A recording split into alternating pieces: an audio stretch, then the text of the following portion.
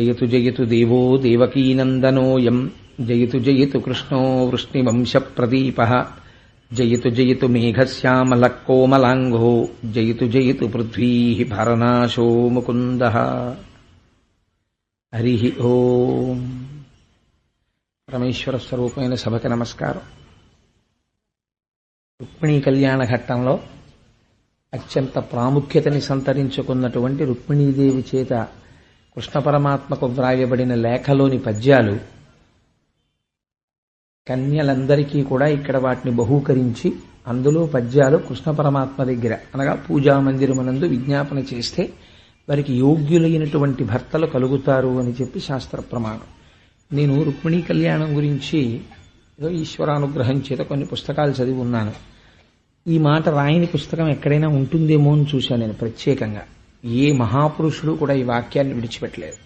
రుక్మిణీ కళ్యాణం చదివితే ఖచ్చితంగా యోగ్యుడైన వరుడు కన్యకి వచ్చి తీరుతాడు. ఈ ప్రమాణం రాసి పోతనామాచ్యుల వారు రుక్మిణీ కళ్యాణ ఘట్టాన్ని ప్రారంభం చేస్తూ, వినుము విదర్భదేశమున వీరుడు కుండిన భర్త భీష్మకుండనొక దొడ్డరాజు కలడు. ఆతనికి ఊరు పుత్రులు అగ్రజుండన ఎడు రుక్మిణాబరగు వారందరకన్ కడగొట్టు చెల్లెలై మనుజవరేణ్య పుట్టినొక మానిని రుక్మిణి నా ప్రసిద్ధయై అని ప్రారంభం చేశారు. వినుము విదర్భదేశమున వీరుడు కుండిన భర్త భీష్మకుండనొక దొడ్డరాజు కలడు. ఆ విదర్భదేశానికి సంబంధించినటువంటి భీష్మకుడు అనేటటువంటి ఒక దొడ్డరాజు ఒక ఆయన ఉన్నారు. ఆయనకి 5 కుమారులు. 5 కుమారులలోనూ పెద్దవాడు రుక్మి. మిగిలినటువంటి వాళ్ళ పేర్లన్నీ కూడా రుక్మ సంబంధంగానే ఉంటాయి. అన్ని 5 పేర్లు రుక్మముతోనే పెట్టుకున్నాడు ఆయన. అందులో ఉన్నటువంటి అంతరార్థమేమి అన్నది నేను మీకు తర్వాత విజ్ఞాపన చేస్తాను. వాళ్ళ పేర్లు కూడా చాలా చిత్రంగా ఉంటాయి. రుక్మి, రుక్మ బాహువు, రుక్మ కేశుడు, రుక్మ నేత్రుడు, రుక్మ రథుడు అనే 5 పేర్లు వాళ్ళవి. ఈ 5 అన్నదమ్ములకి కడగొట్టు అంటే చిట్ట చివర ఒక ఆడపిల్ల జన్మించింది. ఆ ఆడపిల్ల రుక్మిణీదేవి. రుక్మిణ ఆ 5 వినుము విదర్భదేశమున వీరుడు కుండిన భర్త భీష్మకుండనొక దొడ్డరాజు కలడు. ఆతనికి ఊరు పుత్రులు అగ్రజుండన ఎడు రుక్మిణాబరగు వారందరకన్ కడగొట్టు చెల్లెలై మనుజవరేణ్య పుట్టినొక మానిని రుక్మిణి నా ప్రసిద్ధయై. రుక్మిణి అన్న పేరుతో ఆ ఆడపిల్ల పెరిగి పెద్దదవుతోంది. మనకి ఈశ్వర సంబంధమైన విషయంలో ఒక చిత్రమైన రహస్యం ఒకటి ఉంటుంది. శ్రీరమ సీతగాగ నిజ సేవక బృందము వీరవైష్ణవాచార జనంబుగాగ విరజానది గౌతమిగాగ వికుంఠమున్నారయ భద్రశైల శిఖరాగ్రము కాగ వహించు చేతనోత్థారకుడైన విష్ణుడవు దశరథీ కరుణాపయోనిధి అంటారు గోపరాజు గారు. మనకి ఎప్పుడెప్పుడు భగవానుడు ఒక అవతారమును స్వీకరించి భూమండలం మీదకి వచ్చినా కూడా ఆయన్ని విడిచిపెట్టడానికి ఎట్టి పరిస్థితులలోనూ ఇష్టమును చూపించక ఆయన వెంట వచ్చేటటువంటిది ఆయన యొక్క శక్తి స్వరూపము. అసలు ఇంకా యథార్థంగా మాట్లాడాలంటే ఆవిడ వస్తే తప్ప పూర్ణత్వం ఉండదు. ఆవిడ వచ్చి పక్కన చేరితేనే అవతార ప్రయోజనం పూర్తవుతుంది. లేకపోతే శక్తి సహితుడు కాకపోతే దానికి ఒక పరిపూర్ణత్వం ఉండదు, ఉపాసన సిద్ధి ఉండదు. ఉపాసన చెయ్యాలి అంటే శక్తి సహితుడైనటువంటి పరమాత్మని మాత్రమే ఉపాసన చేస్తాం. ఒక్క రామచంద్రమూర్తిని ఉపాసన చెయ్యరు. సీతారాముల్ని ఉపాసన చేస్తారు, అలాగే పార్వతీ పరమేశ్వరుల్ని. అందుకని ఆ అమ్మవారు కూడా వచ్చి కలవాలి. కలిస్తేనే అవతార ప్రయోజనం పూర్తవుతుంది. పైగా ఆయన మొర ఆలకించగలిగినటువంటి దయాళు అయి ఉంటాడు. ఎందుకంటే అమ్మవారి యొక్క స్వరూపం అంటే ఆవిడ కేవలం శక్తియే కాదు, ఆవిడ దయాశాలి, అపారమైన కారుణ్యమూర్తి. మీరు లక్ష్మీ కళ్యాణంలో విన్నారు, ఆవిడ ప్రత్యేకం తనంత తానుగా అడిగింది, స్వామి నీ గుండెలలో నాకు స్థానము కావాలి అని అడిగింది. గుండెలలో స్థానం కావాలి అని అడగడంలో ఉన్న రహస్యం మీకు ఆ రోజున నేను చెప్పాను. గుండెల్లో స్థానం కావాలి అంటే కారుణ్యమూర్తి అయి ఉంటుంది. ఎందుకంటే స్థితికారకుడై అపారమైనటువంటి శక్తియుతుడైనటువంటి పరమాత్మ ఆయన చేసినటువంటి కర్మకి ఫలితాన్ని ఇచ్చేటప్పుడు ఎప్పుడూ ఘోరరూపుడిగా, ఏమాత్రమూ కూడా కొంచెం కూడా ఆదరణ లేకుండా చండశాసకుడై ఉన్నాడనుకోండి, అటువంటి పరమాత్మని మనం ఉపాసన చెయ్యలేం. అమ్మవారు కారుణ్యమూర్తి అయి ఉంటే అయ్యో పిల్లలు కాకపోతే తప్పులు ఎవరు చేస్తారండి? తప్పులు చేసిన చోటే మీ యొక్క గొప్పతనం ఆవిష్కృతం అవుతుంది. తప్పులు అసలు ఎవరూ చేయలేదనుకోండి పిల్లలు ప్రపంచంలో, అసలు అందరూ మహాభాగవతులే అనుకోండి, అందరూ మహాజ్ఞానులే అనుకోండి, ఇంకా అసలు ఈశ్వరుడి అస్తిత్వం గొప్పతనం ఎక్కడుందండి? పనికి మాలిన వాడిని ఉద్ధరించడంలోనే ఈశ్వరుడి గొప్పతనం ఉంది. ఈ మాట బెదిరించి మాట్లాడేది ఎవరో తెలుసా అండి? అమ్మవారు మాట్లాడుతుంది. వేదాంత దీక్షకులు విశిష్టాద్వైత సంప్రదాయంలో వారు చాలా పేరెన్నికగన్నటువంటి వారు, మహాపురుషులు వేదాంత దేశికులు. వారు ఒక చోట అంటారు, ఆ అమ్మవారు ఎంత స్థాయిలో వెళ్ళి మాట్లాడుతుందంటే, ఒకానొక చోట అంటాడు రామచంద్రమూర్తి రామాయణంలో, నేను అవసరమైతే సీత నిన్ను లక్ష్మణుణ్ణి వదిలిపెట్టేస్తాను, బ్రాహ్మణులకి ఇచ్చినటువంటి మాట నాకు ఎక్కువ అంటాడు. ఆయనేం వెనక తీయడు, అవసరమైతే నిన్ను వదిలిపెడతానంటాడు పరమాత్మ. అలా అంటాడేమో అని కూడా భయపడతాడు. నా బిడ్డల్ని ఆయన దగ్గరికి చేర్చడం ప్రధానం. దానికోసం నిరంతరం నా పని ఏమిటంటే ఈశ్వరుణ్ణి కారుణ్యమూర్తిని చూసి వాళ్ళ మొరలు వినేటట్టు చేస్తాను అంటుందిట. అటువంటి దయాశాలి అయినటువంటి అమ్మ అయ్యవారి పక్కన చేరినటువంటి సందర్భాన్ని ఈ కళ్ళతో చూడడమే ఈ జన్మకి గొప్ప సన్నివేశం. అందుకే రుక్మిణీ కళ్యాణం వినడం, రుక్మిణీ కళ్యాణం చూడడం, రుక్మిణీ కళ్యాణాన్ని పూర్తి చేయడం కూడా పోతన గారు అందుకే అటువంటి మంగళప్రదమైన వాక్యంతో పూర్తి చేశారు. వీర పద్యాన్ని చిట్ట చివర విందురు గాని. కాబట్టి ఈ 5 అన్నదమ్ములకి చిట్ట చివర రుక్మిణి అని పేరు కలిగినటువంటి ఆ ఆడపిల్ల పెరుగుతోంది. ఆ పెరుగుతున్నటువంటి ఆడపిల్ల మీకు ఇందాక నేను ఒక మాట చెప్పాను, నిత్యానపాయని అని అమ్మవారికి లక్ష్మీ అష్టోత్తరంలో ఒక పేరు. నిత్యానపాయని అంటే ఎప్పుడూ విడిచిపెట్టి ఉండక ఆయనతో కలిసి ఉండునది. కాబట్టి ఎప్పుడెప్పుడు భగవానుడు భూమండలం మీద అవతరిస్తే అప్పుడప్పుడు ఆవిడ కూడా బయలుదేరి వస్తుంది. అలా ఒకసారి రామచంద్రమూర్తిగా వచ్చారు, ఆవిడ సీతమ్మగా వచ్చింది. ఆయన కృష్ణ భగవానుడిగా వచ్చారు, ఆవిడ రుక్మిణీదేవిగా వచ్చింది. అలా భగవానుడు ఏ రూపంలో ఉన్నా ఆశ్చర్యం ఏమిటో తెలుసా అండి, ఆయన వామనమూర్తిగా వచ్చాడు. వామనమూర్తిగా వచ్చినప్పుడు బ్రహ్మచారి, పక్కన భార్య లేదు, బ్రహ్మచారిగానే అవతారం పరిసమాప్తం అయిపోయింది.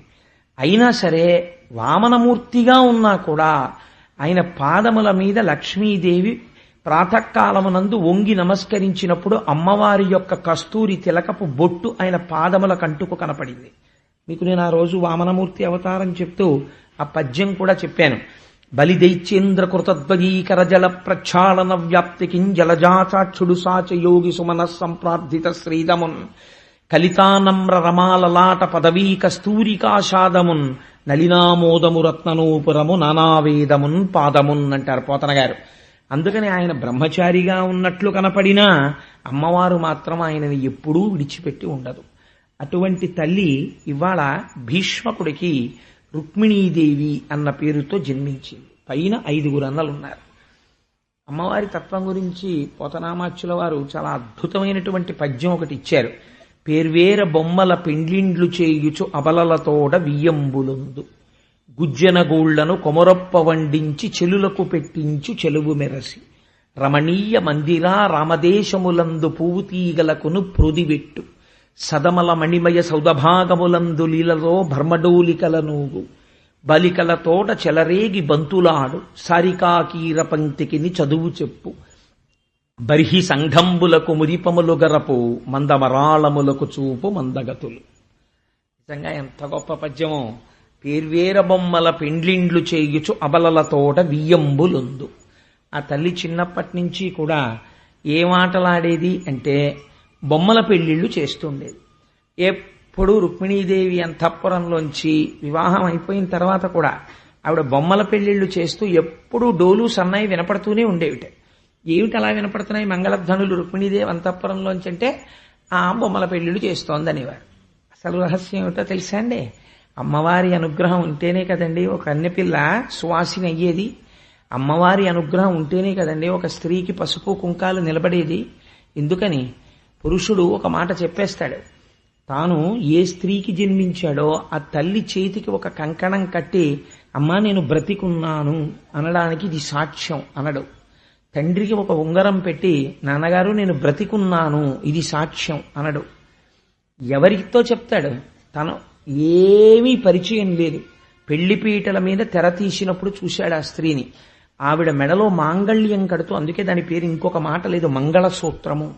ఒక మాట అంటాడు, మాంగళ్యం తంతునానేనా మమ జీవన హేతునా. ఇది నేను జీవించి ఉన్నాను అనడానికి హేతువు. ఆవిడ మెడలో మంగళసూత్రం ఉండగా ఏ ధూర్తుడు కూడా అమ్మ మీ వారు బాగున్నారా అని అడగడు. మీ వారు బాగున్నారా అంటే ఆయన బ్రతికి ఉన్నారా అన్నంత ధూర్త ప్రశ్న ఎవడు వెయ్యడు. స్త్రీ మంగళసూత్రంతో కనపడింది అంటే ఆవిడ సువాసిని, పసుపు కుంకుమలతో ఉన్నది అంటే ఆవిడ భర్త జీవించి ఉన్నారు. మెడలో మంగళసూత్రం కనపడలేదు. ఆవిడ జీవితంలో ఏది పొంది ఉండాలో అటువంటి సౌభాగ్యమునకు దూరమైనది తెలిసిపోతుంది. కాబట్టి ఆ మంగళసూత్రానికి అంత శక్తి ఉంది. అమ్మవారు బొమ్మల పెళ్లిళ్ళు చేయించింది రుక్మిణీదేవి. రుక్మిణీదేవి బొమ్మల పెళ్లిళ్ళు చేయించడం అంటే ఏమిటంటే దాని అర్థం, యథార్థానికి ఎక్కడో ఉంటాడు వాడు, ఎక్కడో ఉంటుంది ఆడపిల్ల. ఒక్కొక్కసారి చాలా ఆశ్చర్యంగా ఉంటుంది. మా పినమావ గారి విషయంలో విశాఖపట్నంలో చిత్రం జరిగింది. ఆయన తన కొడుక్కి పెళ్లి చూపులు శ్రీకాకుళం దగ్గర నుంచి చిత్తూరు వరకు వెతికారు. వెతికిన తర్వాత వాళ్ళ ఇంటికి 2 ఇళ్ల వెనకింట్లో ఉన్న అమ్మాయితో వివాహం అయింది. కాబట్టి ఎవరికి తెలుసు, అక్కడే పుట్టి పెరుగుతోంది ఆ పిల్ల, వీళ్ళ ఇంటికి వచ్చేది చూస్తూ ఉండేవాళ్ళు. ఆ పిల్ల వీళ్ళింటి కోడలవుతుందని గాని ఆ పిల్లని చేసుకోవచ్చు అని గాని ఈయనకి రాలేదు ఆలోచన, ఆయనకి రాలేదు. అమ్మవారు సంకల్పం చేస్తుంది. అందుకే man proposes, God disposes, marriages are made in heaven అంటుంటారు. ఈశ్వర సంకల్పం జరుగుతుంది, వీళ్ళిద్దరికీ వివాహం జరగాలి అని. ఈ వీళ్ళిద్దరికీ వివాహం జరగాలి అనేటటువంటి సంకల్పాన్ని సిద్ధింపచేసేటటువంటి శక్తి స్వరూపం ఆ తల్లి. ఆ తల్లి ఆ పూర్ణత్వాన్ని ఇస్తుంది, 3 మెట్లు ఎక్కిస్తుంది స్త్రీని. ఆవిడ అనుగ్రహం ఉంటేనే జరుగుతాయి. ఒక కన్నెపిల్లగా ఉన్నప్పుడు మీరు వెళ్ళి, రేపు ఆడపిల్లలు వస్తారు, మీరు వాళ్ళందరి దగ్గరికి వెళ్ళి వచ్చిన దగ్గర నుంచి మీకు మంచి మగుడు వస్తారంటే వాళ్ళు సిగ్గుపడతారు. ఏంటది వీళ్ళు అస్తమానం ఇలా మమ్మల్ని తినేస్తున్నారు పట్టుకుని అనుకుంటారు. కానీ ఇంకొక 10 ఏళ్లు పోయిన తర్వాత వివాహం అవ్వలేదనుకోండి, వాళ్ళు చాలా బెంగగా ఉంటారు మనస్సులో. ఏమిటో మా కర్మ, మాకు వివాహం లేదు. నేను అందరినో చూశాను, వివాహం అవ్వలేదని బెంగ పెట్టుకుంటారు, చిన్నబుచ్చుకుంటారు 10 మందిలోకి రావడానికి. ఆల్ రైట్, వివాహం అయిందనుకోండి, కడుపు పండకపోతే మళ్ళీ బెంగ పెట్టుకుంటారు, అయ్యో నాకు సంతానం కలగలేదు అని బెంగ పెట్టుకుంటారు. కాబట్టి ఈ 3 మెట్లు ఎక్కితే ఒక పూర్ణత్వాన్ని పొందుతుంది స్త్రీ. ఈ 3 మెట్లు ఎంతకన్నా నేను ఎక్కువ సభలో మాట్లాడడానికి దాన్ని మీరు ఇష్టపడిన, ఎందుకంటే ఎందరో ఎన్నో విషయములకు చెందిన వారు ఇందులో ఉండొచ్చు, ఎన్ని వర్గముల వారు. ఎవరి మనస్సు నా మాట వల్ల ఖేదపడకూడదు. కాబట్టి ఈ 3 మన శక్తి వల్ల జరగవు, అమ్మవారి అనుగ్రహం వల్ల జరుగుతాయి. ఆ తల్లి అనుగ్రహం ఉందా నడుస్తుంది. కాబట్టి పేర్వేర బొమ్మల పెండ్లిండ్లు చేయుచు అబలలతోట వియ్యంబులుందు, గుజ్జనగూళ్లను కొమరొప్ప వండించి చెలులకు పెట్టించు చెలువ మెరసి. ఆవిడ గుజ్జనగూళ్లను వండిస్తూ ఉండేది. వండించి అంటే మన ఉండ్రాళ్ళు ఉంటాయి కదా, అలాంటివి వండించి ఆ వచ్చిన వాళ్ళందరికీ బొమ్మల పెళ్లిళ్లు చేసి పెడుతూ ఉండేదిట. గుజ్జనగూళ్లను కొమరొప్ప వండించి చెలులకు పెట్టించు చెలువ మెరసి.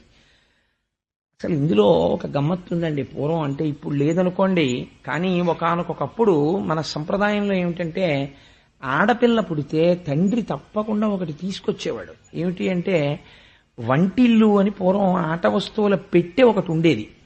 అందులో చిన్న మూకుడు, ఓ పొయ్యి, ఇంతంత పుల్లలు, ఇంతంత గరిట్లు, పాత్ర సామాను అన్నీ ఉండేవి. పిల్లలు కూడా ఏమడిగేవారంటే, నాన్నగారండి నాకు ఇంటి సామాను కొనిపెట్టరా అని అడిగేవారు. ఏ విజయవాడ కనకదుర్గమ్మ గుడికో వెడితే ఆడపిల్లకి ఇంటి సామాను కొనిస్తే వాళ్ళు ఏం ఆడుకునేవారంటే, 4 ఆడపిల్లలు కలిస్తే 4 తాటాక బొమ్మలు చేసుకుని ఈ టైలర్ల దగ్గర కత్తిరించి వదిలేసిన వస్త్రాలు ఉంటాయి, ముక్కలు, ఆ ముక్కలు తెచ్చుకుని పెట్లలో పెట్టి దాచుకుని చిన్న చిన్న ప్లాస్టిక్ పెట్లలో మా అమ్మాయికి 20 చీరలు ఉన్నాయి అని చెప్పి ఆ చీర అందంగా కట్టి ఆ తాటాకు బొమ్మకు బొట్టు పెట్టి ఆ తాటాకు బొమ్మని ఇలా తిప్పి దాని వెనక నుంచి చక్కగా ఇలా జడల్లి దానికి 2 కనకాంబరం పూలు, చిన్ని పూలు పెట్టి మా అమ్మాయి ఎంత బాగుంటుందో అని అలా పక్కింటి వాళ్ళని చెప్పి వాళ్ళ దగ్గర ఒక ఇల్లు వ్యవహారం ఉండేవి. వాళ్ళ అబ్బాయిని వీళ్ళు పెళ్లి చేసుకున్నట్టు నిన్నను ఇంట్లో చేసిన జంతికలు కొన్ని దాచుకునేవారు. తర్వాత రోజు ఈ బొమ్మల పెళ్లిళ్లలో తినడానికి, మా బియ్యాలారు వస్తున్నారు ఇవాళ మా ఇంటికి మా అల్లుడు వస్తున్నాడని చెప్పి తినండి అని చెప్పి ఆ చిన్ని పళ్ళాల్లో జంతిక ముక్కలేసి పెడితే వీళ్ళు డాబు చేసేవారు. కొంచెం జంతికి ముక్కలు తినేవారు. ఏదో దెబ్బలాట వచ్చేది, పెద్దవాళ్ళ దగ్గరికి వెళ్ళారు. అలా మీరు కలిసి ఉండాలి, అలా దెబ్బలాడుకోకూడదు, జంతికలు చదువుకోండి అనేవారు పెద్దవారు. కాబట్టి చిన్నతనం నుంచే ఒక అందమైన కుటుంబ వ్యవస్థ, కుటుంబ జీవనం, ఆడపిల్ల అంటే ఇంటినంతటినీ చక్కగా సముదాయించగలిగిన శక్తి, ఒక ఓర్పు, ఒక మాటకి తొందరపడిపోయి తిరిగి 10 మాటలు అనకపోవడం, ఇలాంటి లక్షణాలు సంస్కృతిలో ప్రోధి చేసేవారు. కాబట్టి ఆటయందు కూడా అంత సంస్కారాన్ని నిక్షేపించేవారు. అసలు ఇప్పుడు మీరు ఏ కొట్టుకైనా వెళ్ళి ఇంటి బొమ్మ ఉందా అని అడిగారనుకోండి, పిచ్చాన్ని చూసినట్టు చూస్తారు. ఇది ఇంకా ఏ లోకంలో ఉన్నాడు, ఏ కాలంలో ఉన్నాడు, ఇంకా ఇళ్ల బొమ్మలును ఆ పొయ్యిల బొమ్మలు ఇవి ఎవరు ఆడుతున్నారు సార్ ఇంకాను అని అడుగుతారు. ఇప్పుడు అసలు లేవు. అంటే ఇవాళ సంస్కృతి ఇలా నాశనం అయిపోవడానికి కారణం అది.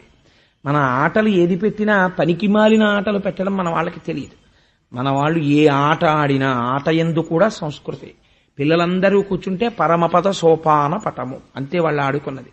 అనేక మంది దేవతల్లో తిరుగుతున్నాడు కదా అని చెప్పేసి వాడు ఆ దేవతల్లోనే తిరుగుతున్నాడు అనుకోండి, మధ్యలో ఒక విరాట్ స్వరూపం ఉండేది. వాడు 2 దేవతల వెనకాల ఉండేవాడు, 3 పడలేదనుకోండి, పడకపోతే ఈ దేవతల్ని దాటి వెళ్ళిపోయి మళ్ళీ తిరిగి రావాలి అట్నుంచి. కేవలం దేవతా స్వరూపాన్ని పొందితే అది మోక్షం కాదు. ఎప్పటికీ అంటే ఎంత గొప్ప మాటలు మాట్లాడేవారండి. వాడు ఆఖరికి 2 పడేది, అయితే 3 పడేది. పడితే పరబ్రహ్మం దగ్గరికి వచ్చి ఆగిపోయాడు. అమ్మయ్యా నేను పండిపోయాననేవాడు. పండిపోవడం ఏంటంటే పంటలు వేసుకుంటున్నామనేవారు. ఇలా అందరూ వేస్తే వీడు ఒక్కడే ఇలా అంటే వీడు పండిపోయాడనేవారు, వీడిని వదిలేయండి అనేవారు. పండిపోయాడంటే వాడు జ్ఞానసిద్ధి పొందాడు అని. ఆటలో మాటలో సంస్కృతి, ఈశ్వరానుసంబంధము అంత చక్కగా కలిపి నడిపేవారు. ఈశ్వరుణ్ణి పక్కన పెట్టి ఆట కూడా ఉండేది కాదు. ఇవాళ ఏదైనా చెయ్యొచ్చు, ఈశ్వర సంబంధం మాత్రం ఉండదు. ఇలా చూపించిన సంబంధాలే ఉంటాయి. ఇంత వెర్రి సంస్కృతి పెరిగిపోయింది కాబట్టే దేశం ఇలా నశించిపోయింది. రోజు రోజుకి ఇంత అభద్రతాభావం పెరిగిపోవడానికి కారణం దీనివల్లే వస్తుంది. కాబట్టి అసలు మన మతం అనేటటువంటిది వ్యాప్తి చెందాలి అంటే నాకు అనిపిస్తుంది, నేను ఒక పరమ సత్యం చెప్తున్నాను ఇవాళ, రాబోయేటటువంటి రోజుల్లో సనాతన ధర్మమును నిలబెట్టగలిగిన వారెవరు? ఎవ్వరూ కాదు. మేము ఎంతంత గొప్పగా మత ప్రచారానికే ఉన్నామని చెప్పుకున్నవాడు కూడా అది చెయ్యలేడు. మరి ఎవరు చేయగలరు? ఆడవాళ్ళొక్కరే చెయ్యగలరు. ఎందుకు చేయగలరు? 1000 మంది బయట 1000 మాటలు చెప్పనివ్వండి, పిల్లడు నమ్మడు. అమ్మ ఏది చెప్పిందో అది నమ్ముతాడు వాడు. నాన్న వాళ్ళు నీ చేతిలో ఏదో పెడతారు, తీసుకో, నిన్నేదో చదవమంటారు, చదువు, కానీ నీ స్వామిని నువ్వు మర్చిపోకు. నువ్వు లోపల మన సనాతన ధర్మమును, మన మతాన్ని, మన వైభవాన్ని నువ్వు మర్చిపోకుండా ఉండు అని తల్లి బిడ్డడికి చెప్పడం వచ్చిన నాడు మన సనాతన ధర్మమునకు ఎదురు ఉండదు. దాన్ని నిలబెట్టగలిగినది తల్లి ఒక్కతే. అందుకే మళ్ళీ ఎప్పుడైతే మనం పెళ్లి కాని ఆడపిల్లల్ని, యుక్త వయస్సులో ఉన్న వాళ్ళని, గృహిణుల్ని గౌరవించి వాళ్ళకి మర్యాద ఇచ్చి వాళ్ళ చేత పిల్లలకి చెప్పడం నేర్పిస్తామో అప్పుడు మాత్రమే సనాతన ధర్మం నిలబడగలుగుతుంది. అది నా విశ్వాసం. కాబట్టి ఆవిడ ఆడుకున్నా కూడా రుక్మిణీదేవి ఎంత అందమైన ఆట ఆడిందో చూడండి. గుజ్జనగూళ్లను కొమరొప్ప వండించి చెలులకు పెట్టించు చెలువ మెరసి. తనొక్కతి వండుకు తినడం గృహిణికి ఉండవలసిన లక్షణం కాదు. ఆడపిల్ల ఓ ఇంట్లో 2 ఉంటే భార్య భర్త పూర్వం 2కి అని బజ్జీలు వేసుకునేవారు కాదు. ఎందుకైనా మంచిదో 4గురికి వేయండి, 2 అరటికాయలు తీసుకురండి అనేవారు. ఎందుకే మన ఇద్దరమే కదా ఉన్నాం, ఒక అరటికాయ తెస్తే 6 అరటికాయ బజ్జీలును 6 అరటికాయ కూర చాలదా అంటే ఎవరైనా వస్తే ఆ టైంకి, అంటే ఎవరైనా వస్తే వాళ్ళకి పెట్టి మనం తినాలి తప్ప వాళ్ళు వచ్చేటప్పటికి వంటింటి తలుపేసేయడం, ఈ బజ్జీలు తీసుకెళ్లిపోయి ఓ గిన్నెడుగుని పెట్టేయడం, వాళ్ళు ఎప్పుడు వెళ్ళిపోతే అప్పుడు తిందాం అనుకోవడం, ఈ సంస్కృతి ఎక్కడుండాలండి? ఇలా పెట్టడం అన్నది ఇంట్లో ఎలా వస్తుంది? ఆడదాని నుంచి వస్తుంది. ఒరే మనం అలా వండుకోకూడదు నాన్న, గబుక్కున ఎవరైనా రావచ్చు, 4 కలిసి తినాలి. తల్లి వండుతోంది అనుకోండి, తల్లి దగ్గర నుంచి కొడుకు వస్తుంది, కొడుకు దగ్గర నుంచి కోడలు కెడుతుంది, కోడల దగ్గర నుంచి మనవలు కెడుతుంది. గుజ్జనగూళ్లను కొమరొప్ప వండించి చెలులకు పెట్టించు చెలువ మెరసి. ఎప్పుడో రుక్మిణీదేవి వండి పెట్టిందండి నేను పురాణం చెప్పాను అనుకోండి, మీకు నాకు ఏమిటి ఉపయోగం? మీరు అందులో you should draw inspiration for the present days context. ఇవాల్టి రోజు ఉన్న సందర్భానికి, సమాజానికి ఉపయోగపడే స్ఫూర్తిని మీరు పొందగలిగి ఉండాలి. కాబట్టి గుజ్జనగూళ్లను కొమరొప్ప వండించి చెలులకు పెట్టించు చెలువ మెరసి రమణీయ మందిరా రామదేశములందు పువ్వు తీగలకును ప్రోదివెట్టు. ఆ తల్లి ఆడవాళ్లు చేసేటటువంటి పనులు పరమ సౌకుమార్యంతో కూడుకున్నవై ఉంటాయి. లతలకు తీగలకు చక్కగా పందిరి వేసేదిట. ఇది ఒక గమ్మత్తైనటువంటి లక్షణం. ఎందుచేత అంటే మీరు పందిరి వెయ్యలేదనుకోండి, పందిరి వెయ్యకుండా పాదు పెట్టారనుకోండి, ఆ పాదు నశించిపోతుంది. శ్రద్ధ అన్నది ఎక్కడ కనపడుతుందో తెలుసా అండి? నీరు విత్తు పెట్టి నీరు పోయవద్దు. అదేమిటండి విత్తనం పెట్టి నీరు పోయకపోవడం ఏంటి? నీరు పోసి విత్తనం పెట్టు, లేకపోతే ఆ విత్తనాలు ఎండిపోతాయి. కాబట్టి ముందు నీరు పోసి తర్వాత విత్తనం పెట్టు. విత్తు పోసి నీరు పెట్టవద్దు, నీరు పోసి విత్తు పెట్టు. అలాగే మొక్క వేసి పందిరి వేయవద్దు. నువ్వు మల్లె తీగ కొంచెం పెరుగుతుండగా పందిరేద్దాం అనకు. మల్లె మొక్క పాతుతుండగానే ముందు పందిరి. అది అల్లుకోవడానికి అవకాశం ఉంటుంది. లేకపోతే నువ్వేదో పని మీద వెళ్ళిపోతావు, ఆ పందిరి అల్లుకోవడానికి అవకాశం లేక పాడైపోతుంది. కాబట్టి ఇది ముందు చూపు, ఇది భద్రతాభావం, ఇది లోకానికి కావలసినటువంటి ఆలంబనాన్ని ఇవ్వడంలో అమ్మవారి అనుగ్రహం. కాబట్టి బాహ్యమునందు చాలా లాలిత్యముతో కూడిన సౌకుమార్యముతో కూడినటువంటి పనిని చెయ్యడం, చక్కగా అంతఃపురంలో చక్కటి తీగల్ని పెంచి పెద్ద చెయ్యడం. కాబట్టి రమణీయ మందిరా రామదేశములందు పువ్వు తీగలకును ప్రోదివెట్టు సదమల మణిమయ సౌదభాగములందు లీలతో భర్మడోలికల నూగు. అమ్మవారికి చాలా ఇష్టమైనటువంటి విషయాల్లో ఇదొకటి. ఆవిడ ఎప్పుడు ఊయలలు ఊగుతూ ఉంటుంది. సహజం కదా, నేను తరచు చెప్తూ ఉంటాను. అన్నమాచార్య స్వామి వారు దెప్పి పొడిచారు. అలల చెంచలమైన ఆత్మలందుండని కలవాటు చేసని ఉయ్యాల. అమ్మవారికి స్వామితో కలిసి ఊంజల్ సేవని పొందడం అంటే ఆవిడికి చాలా ప్రీతిపాత్రమైనటువంటి సేవ. పైగా విశేషించి కన్నెపిల్లలు ఉయ్యాలలు ఊగడం అనేటటువంటిది ఒక చక్కటి సంప్రదాయంగా పూర్వం ఉండేది. అందుకే ఒక ఉండ్రాళ్ల తద్ది వచ్చిందనుకోండి, ఒక అట్ల తద్ది వచ్చిందనుకోండి, పెద్ద పెద్ద చెట్లకి ఉయ్యాలలు వేసేవారు. వేస్తే ఈ ఆడపిల్లలందరూ ఊయలలు ఊగుతూ ఉండేవారు. ఎందుచేత అంటే వాళ్ళకి శరీరానికి ఒక మంచి వ్యాయామం ఉండాలి. ఆ ఊయల ఊగేటప్పుడు పెద్ద పెద్ద ఊగులు ఊగుతూ కాళ్ళు భూమికి తాటించి పైకి లేచి చేతులు ఇలా పట్టుకుని ఇలా వంగిపోయి కాళ్ళు నిటారుగా పెట్టి ఆ ఊగుతూ ఉండడంలో ఒక గొప్ప వ్యాయామం, దృష్టి కేంద్రీకరణ, జారిపోకుండా ఉండడం, ఒక నిలబడగలిగినటువంటి స్థితి, ఇవన్నీ అలవాటయ్యేవి. ఎదర వాళ్ళు ఈ సృష్టిని పెంచవలసి ఉంటుంది. ఆ సృష్టిని పెంచవలసినటువంటి సమయంలో కావలసినటువంటి శరీర దారుఢ్యం అబ్బేది. మానసికోల్లాసం పొందేవారు. ఊయల ఊగడంలో ఎంత మనస్సుకు ఆనందమో, ఎంత మనస్సు ఆనందమైతే అంత ఆరోగ్యం మనస్సుకు ఉంటుంది. ఎంత ఆరోగ్యవంతమైన మనస్సు దేహం అంత గొప్ప గర్భాలయం అవుతుంది బిడ్డలకి. కాబట్టి రమణీయ మందిరా రామదేశములందు పువ్వు తీగలకును ప్రోదివెట్టు సదమలమణిమయ సౌదభాగములందు లీలతో భర్మడోలికల నూగు సారికాకీర పంక్తికిని చదువు చెప్పు బర్హి సంఘంబులకు మురిపములు గరపు మందమరాళములకు చూపు మందగతులు. ఆ తల్లి చిలుకలకి పలుకులు నేర్పుతుండేది. ఒక అందమైనటువంటి ప్రక్రియ. ఆ చిలుకల్ని, రామచిలుకల్ని తీసుకొచ్చి వాటికి ఒక మంచి మాటలు నేర్పితే అవి మంచి మాట మాట్లాడతాయి. ఒక చోట ఒక అద్భుతమైనటువంటి మాట చెప్తారు. వెనకటికి ఒక ఆయన 2 చిలుకలు కలిపి అమ్ముతున్నాడు. ఒక చిలక 10,000, ఒక చిలక 10 రూపాయలు. కానీ 2 ఒక్కలా ఉంటాయి. కానీ 2 చిలకల్ని విడివిడిగా అమ్మను, 2 చిలకల్ని కలిపి పుచ్చుకోవాలంటున్నాడు. అందరూ నీ మొహం ఇచ్చా 10 రూపాయల చిలక కొనుక్కుంటాం ఇమ్మంటే అలా ఇవ్వననేవాడు. ఇవి 2 చిలకలు కూడా తెల్లవారకట్టే మాట్లాడతాయి. ఈ 2 చిలకలు తెల్లవారకట్ట మాట్లాడతాయి. మీరు విందురు కానీ 10,000 10 రూపాయలు ఇస్తే 2 చిలకలు ఇస్తా. 10 రూపాయలకు ఓ చిలకని ఇవ్వను, 10,000కు ఓ చిలకని ఇవ్వను, 2 చిలకలు కొనుక్కోవాలనేవాడు. వీడికి ఏం పిచ్చేవిర్రే అని వెళ్ళిపోతున్నారు. రాజుగారు మారువేషంలో వెడుతున్నాడు. ఇందులో ఏదో గమ్మత్తుండి ఉండాలి అని 2 చిలకలు కొనుక్కున్నాడు. కొనుక్కుని మొట్టమొదటి రోజు 10,000 రూపాయల చిలక, ఇప్పుడు ఎక్కువ పెట్టి కొనుక్కున్న దాని మీద మోజు ఉంటుంది కదండి, దాన్ని అంతఃపురంలో తను పడుకున్న శయనాగారంలో తగిలించుకున్నాడు. ఏమంటుందో చూద్దాం, 10,000 రూపాయలు పెట్టి కొన్నాను కదా అనుకున్నాడు.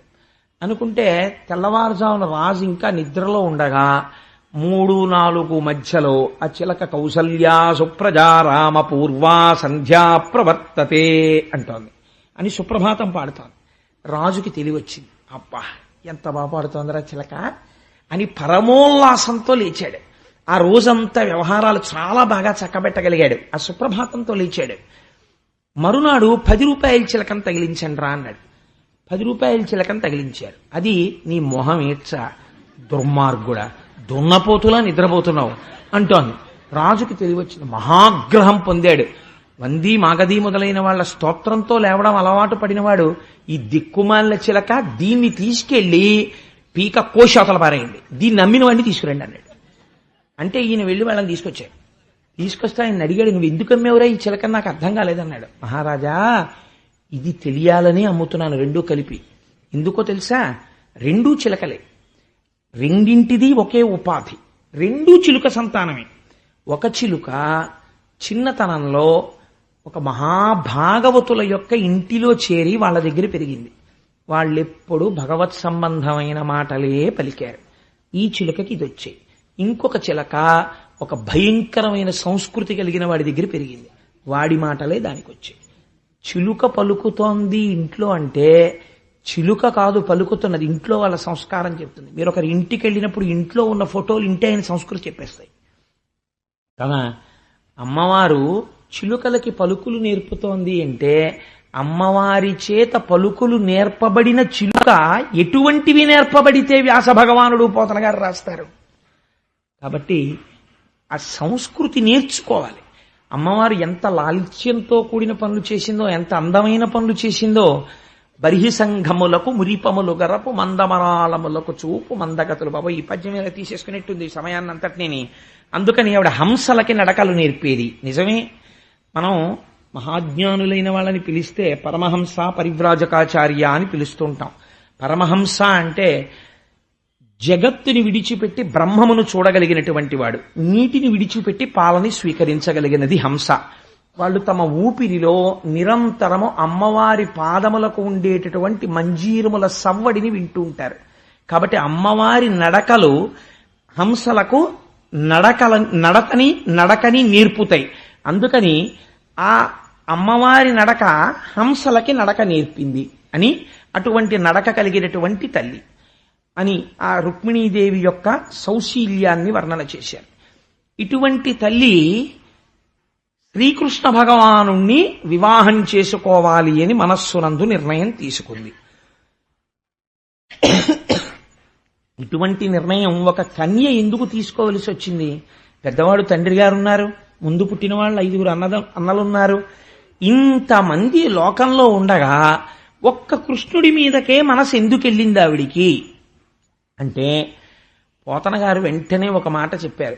భీష్మకుడి ఇంటికి, తండ్రి గారింటికి ఎప్పుడూ భాగవతులు వస్తుండేవారు, భగవద్భక్తులు వచ్చేవారు. ఆ వచ్చిన భక్తుల్ని ఆదరణ చేస్తుండేవాడు భీష్మకుడు.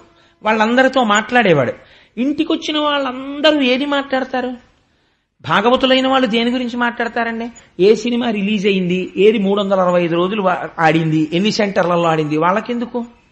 వాళ్ళకి అది ఆ సంబంధం ఉండదు. వాళ్ళది మాట్లాడరు. వాళ్ళు ఏం మాట్లాడతారు? వాళ్ళు ఎప్పుడూ భగవత్ సంబంధం మాట్లాడతారు.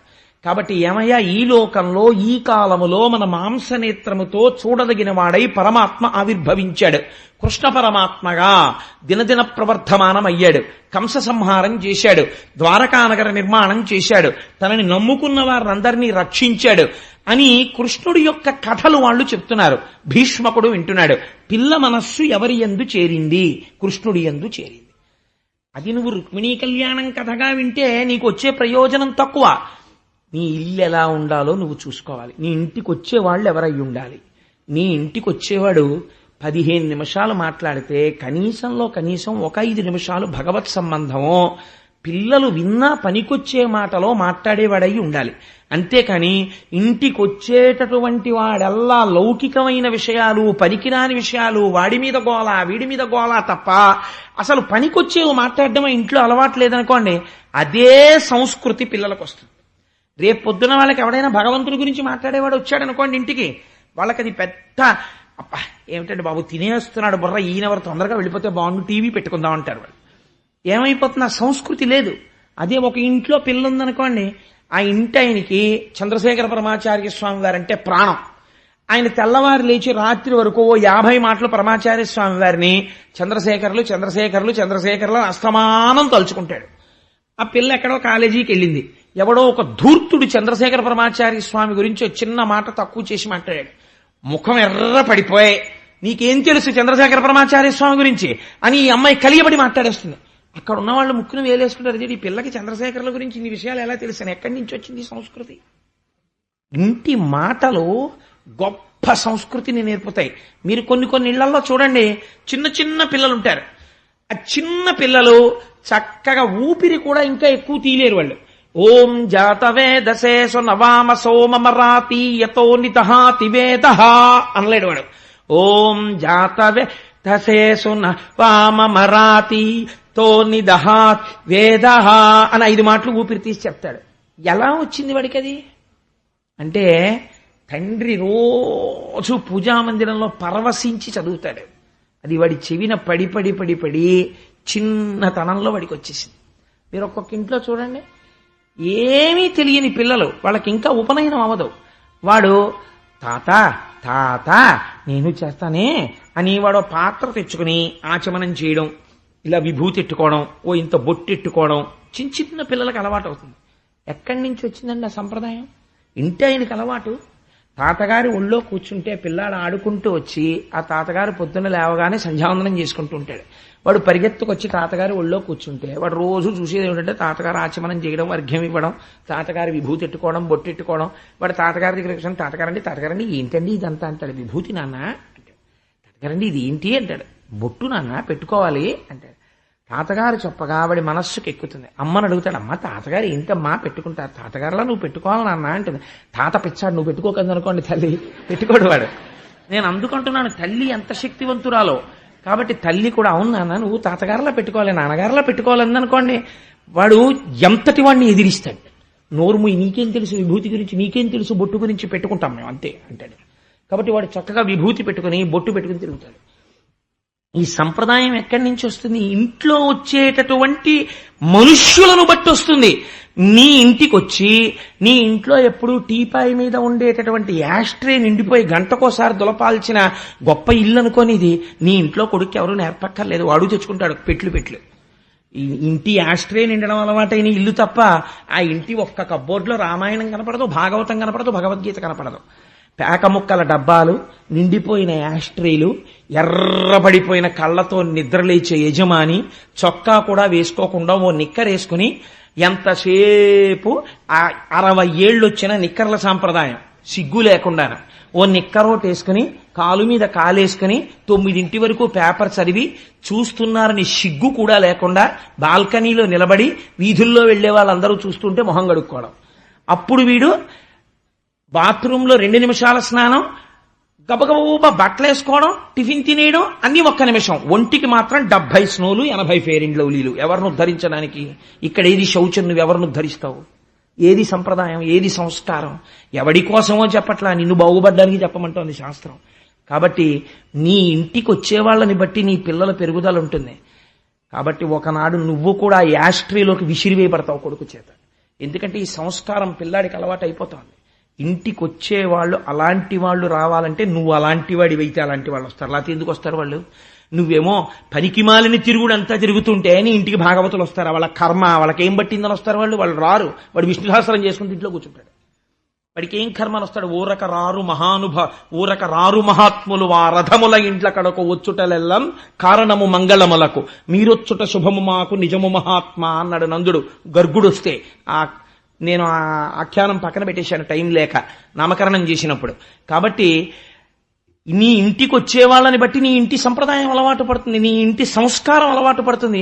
నీ ఇంట్లో పిల్లకి రుక్మిణీ కళ్యాణం పద్యాలు వచ్చా అని పెళ్లి చూపులకి వెళ్ళినప్పుడు పాట పాడడం వచ్చా, వంట చేయడం వచ్చినా, ఈ దిక్కుమాలిన గోలంతా ఎందుకంటే రుక్మిణీ కళ్యాణంలో పద్యం వచ్చమ్మా నీకు పద్యం అని అడిగారు అనుకోండి, రుక్మిణీదేవి అంటే ఎవరంకులు ఈ మధ్య కొత్త యాక్ట్రెస్ అని అడిగింది అనుకోండి, నేనైతే నా కాళ్ల మీద పడ్డ నేను సంబంధం చేసుకోను. ఒకవేళ నా కొడుకు చేసుకుంటే నువ్వు దూరంగా ఉండని చెప్తాను. ఎప్పుడైనా రా ఒకసారి చాలు, అలా నేనే సంబంధాలు వదిలేస్తానన్నాం. ఎప్పుడైనా రండి చాలు గెస్ట్ యాక్టర్గా, మీరు నాతో కలిసి లేదా నా కోడలను అలా మార్చాక రా నా ఇంటికి తప్ప రుక్మిణీదేవి కొత్త యాక్టర్ ఏమో అన్న కోడలతో నేను చదువుకోలేను, కష్టం అని చెప్తాను. కాబట్టి రుక్మిణీ కళ్యాణంలో పద్యం రాని కోడలు ఏమిటండి, అదో నాన్ సెన్స్, అది బరువు దేశానికి. రుక్మిణీ కళ్యాణంలో పద్యం రావక్కర్రా ఆడపిల్లకి. నమ్మితి నామనంబున సనాతనులైన ఉమామహేశులను రాదు, పెద్ద కోడలుగా వచ్చి నీ ఇంటినే ఉద్ధరిస్తుంది. అది కట్నం తీసుకొచ్చింది, కాలు పెట్టినతోనే కాంతుని మెడ విర్చి నిండు సంసారంబు రెండు చేసి తన మగడెంత ఆర్జనపరుడైన పొరుగు పుల్లమ్మ కాపురము మిచ్చి ప్రాణేశుడొకటి సల్పగ తానొకటి సల్పి ఇది ఏ మనంగ కస్సుమనుచు లేచి విభుడందులకు నేని విసిగి ఒక్కయన పెళ్ళున 10,000 గుప్పి పట్టజాలక పెనిమిటి ఇట్టయన్న బావికిని ఏటికిని వడి పరుగులెట్టెడి కాంతతోడి కాపురము కంటే వేరే నరకంబు కలదే అంటాడు. ఈ సంస్కృతి విచ్ఛిన్నం కావాలి, సంస్కృతి పెరగాలి. అది ఆడపిల్ల తప్పని నేను చెప్పట్లేదు. నీ ఇంటికి నువ్వు ఎప్పుడైనా భాగవతులు రాణిస్తే కదా, ఓ రుక్మిణీ కళ్యాణం అవుతోందంటే నీ పిల్లని తీసుకెడితే కదా, ఇచ్చిన రుక్మిణీ కళ్యాణం పద్యాలు నేర్చుకోవే నువ్వు చెప్తే కదా. ఆ పిల్లకి చదవడం రాకపోతే నువ్వు కూర్చునున్నావు, ఓ గంట నువ్వు ప్రాక్టీస్ చేసి నేర్పితే కదా. వాకాటి పాండురంగారావు చెప్పినప్పుడు నువ్వే జాతికి పెద్ద బరువు, నీ పిల్లలకి సంస్కృతి నేర్పాలని నీకు లేదు, ఎలా వృద్ధిలోకి వస్తారు? ఎంత గొప్పగా ఆవిష్కరించారో చూడండి. పోతన గారికి లాలిత్యంగా మాట్లాడడం వచ్చు, నాకు కఠినంగా మాట్లాడడం వచ్చు. కాబట్టి పోతన గారైతే లలితంగా మాట్లాడారు. ఇంటికి వచ్చినటువంటి భాగవతుల మాటల వలన కృష్ణ పరమాత్మ యందు హృదయము కుదురుకొనినది. ఆయననే వివాహం చేసుకోవాలని మహాతల్లి రుక్మిణీదేవి మనస్సు యందు నిర్ణయించుకున్నది. అలా నిర్ణయించుకోవచ్చా కన్య అంటే, ఇప్పుడిప్పుడు లోకంలో వస్తున్నటువంటి మాట మీరు అప్పటి సంప్రదాయానికి వాడితే నేను ఒప్పుకోను. నేను ఒక రోజున చెప్పాను, ఈ రోజు ప్రేమిస్తున్నామన్న మాట తప్పు మాట. ప్రేమిస్తున్నాం కాదు, కామిస్తున్నాం అనాలి. మభ్యపుచ్చడానికి ప్రేమిస్తున్నాం అంటున్నారు. ప్రేమ లేదది, అది కామము, అది కేవలము కామము. లేకపోతే అంత డిజాస్ట్రస్ గా అంత ప్రమాదకరంగా ఉండదు పరిస్థితి. ప్రేమ త్యాగాన్ని కోరుతుంది తప్ప ఇలా పిచ్చ వేషాలు, వెర్రి వేషాలు ఉండవు ప్రేమ పేరుతో. అది ప్రేమ కాదు, కామం. కానీ మేము కామించుకుంటున్నామని చెప్పడానికి సిగ్గుపడి వాడు ఒక తప్పు మాట అక్కడ తీసుకొచ్చి పెట్టాడు. నిప్పు చేత్తో పట్టుకుని నీరు పట్టుకున్నాను అంటే ఎంత అబద్ధమో, నేను ప్రేమిస్తున్నాను అని చెప్పడం, కామిస్తూ ఉండడం అంత అబద్ధం. వాడు కామిస్తున్నాడు, ప్రేమిస్తున్నానని చెప్తున్నాడు. అది శాస్త్రమునందు నేనైతే అంగీకరించాను. అది దోషభూయిష్టమైనటువంటి మాట. ఒక చోట వాడవలసిన మాట ఇంకో చోట వాడి సమాజాన్ని భ్రష్టు పట్టించారంతే. కాబట్టి ధీరా కులవతి కన్య. ధీరా అంటే ఆవిడ ధైర్యము కలిగినదై, పరబ్రహ్మతత్వము తెలుసున్నదై, ఇతపూర్వము ఏ పురుషుడికి తన హృదయములో స్థానమీయనదై, కులవతి అయి, ఆచారము సంప్రదాయము తెలుసున్నదై, కేవల కామముతో ఎవడో పురుషుణ్ణి పొందేద్దామన్న ప్రయత్నమున్నది కానిదై, కన్యా ఇతపూర్వము వేరొక పురుషుడు మనసులో కూడా నిలబడనటువంటి స్వరూపము కలిగినటువంటిదై, ఈనాడు ప్రతిబంధకములు వస్తుంటే వాటిని కాదని తనంత తాను యోగ్యత కలిగిన బుద్ధితో, పరిపక్వమైన బుద్ధితో, విన్నదాని చేత, చదివిన దాని చేత, అనుష్ఠాన బలము చేత ప్రతిబంధకములను తొలగించుకొని తన భర్తని తానెన్నుకున్నటువంటి స్త్రీగా రుక్మిణీదేవి నిలబడి ఉన్నది. ఆ స్థాయిని అమ్మవారు పొందినది. ఎందుకు అలా పొందుతుంది, ఎందుకు ఆ కథ అలా వెడుతుంది, మీకు నేను దాన్ని సరి అయినటువంటి పద్యం వచ్చినప్పుడు చెప్తాను.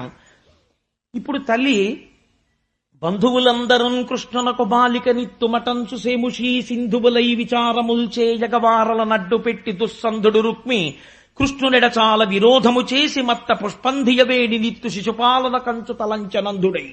విశ్వనాథ సత్యనారాయణ గారు అన్నారు, ఇలాంటి పద్యం పోతన గారు తప్ప ప్రపంచంలో ఇంకోటి రాయడు అన్నారు. ఈ పద్యం చదవగానే చెప్పచ్చు ఇది పోతన గారు రచించారని అన్నాడు. ఎంత గొప్ప మాట చూడండి. మత్త పుష్పంధియవేణి నిత్తు శిశుపాలున కంచు తలంచే అంధుడై.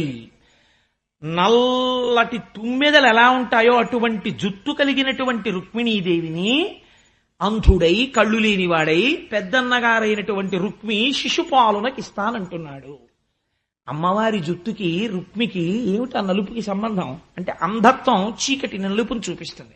అమ్మవారి జుట్టు నల్లగా ఉంటుంది. అమ్మవారి జుట్టుకి ఒక లక్షణం ఉంది, అమ్మవారి జుట్టు నలుపు. కానీ నల్లని అమ్మవారి కబరీబంధాన్ని మీరు ధ్యానం చేశారనుకోండి, వచ్చే ఫలితం ఏమిటో తెలుసా అండి?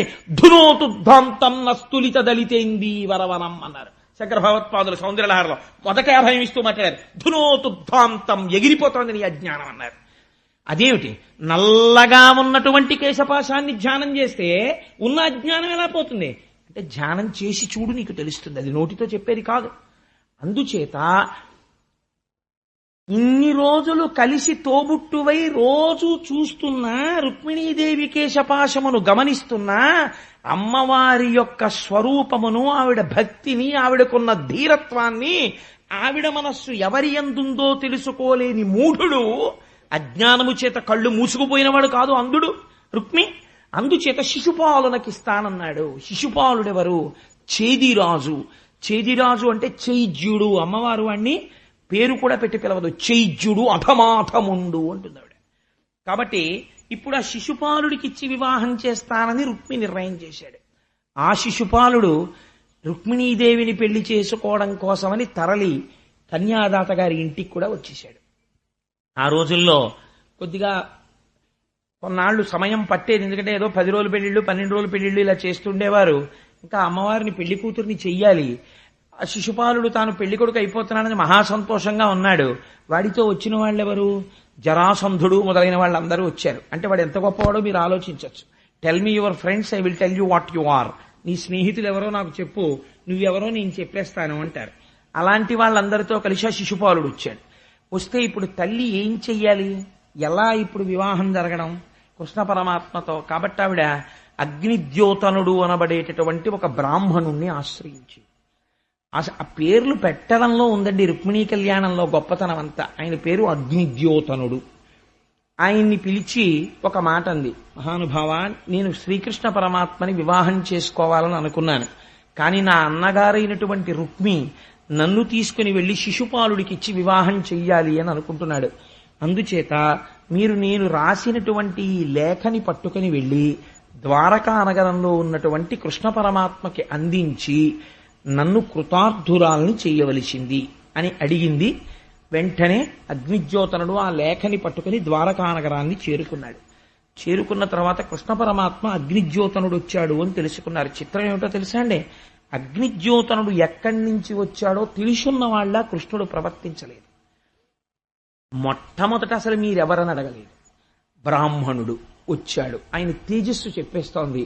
ఆయనకి అర్ఘ్యపాద్యాదులు ఇచ్చి ఆయన స్నానం చేశాక ఆయనకి మధురాన్నములతో భోజనం పెట్టి ఆయన కూర్చున్న తర్వాత ఆయన పాద సంవాహనం చేస్తూ కాళ్ళొత్తుతూ, అయ్యా మీరు ఏ దేశమునకు చెందినవారు, మీరు తృప్తి కలిగి జీవిస్తున్నారా? బ్రాహ్మణుడకు ఉండవలసినటువంటి మొట్టమొదటి లక్షణం తృప్తితో జీవించుట. ఈశ్వరుడు తనకి ఏదిచ్చినా ఇది ఈశ్వరుడి చేత కృప చేయబడినది అని నమ్మి తృప్తితో వెళ్ళిపోయిన వాడెవడుంటాడో వాడికి బ్రాహ్మణుడని పేరు. ఆ తృప్తి లేకపోతే వాడిని బ్రాహ్మణుడు అని పిలవడానికి సంకోచించవలసినది అని దేవీ భాగవతంలో వ్యాసప్రోక్తం. నా సొంతంగా చెప్పట్లేదు. ఎందుకంటే యతీనాం భూషణం జ్ఞానం సంతోషోహి ద్విజన్మనాం ఉద్యమం శత్రుహననం భూషణం భూతిమిచ్చతాం అని వ్యాసుడు అంటాడు.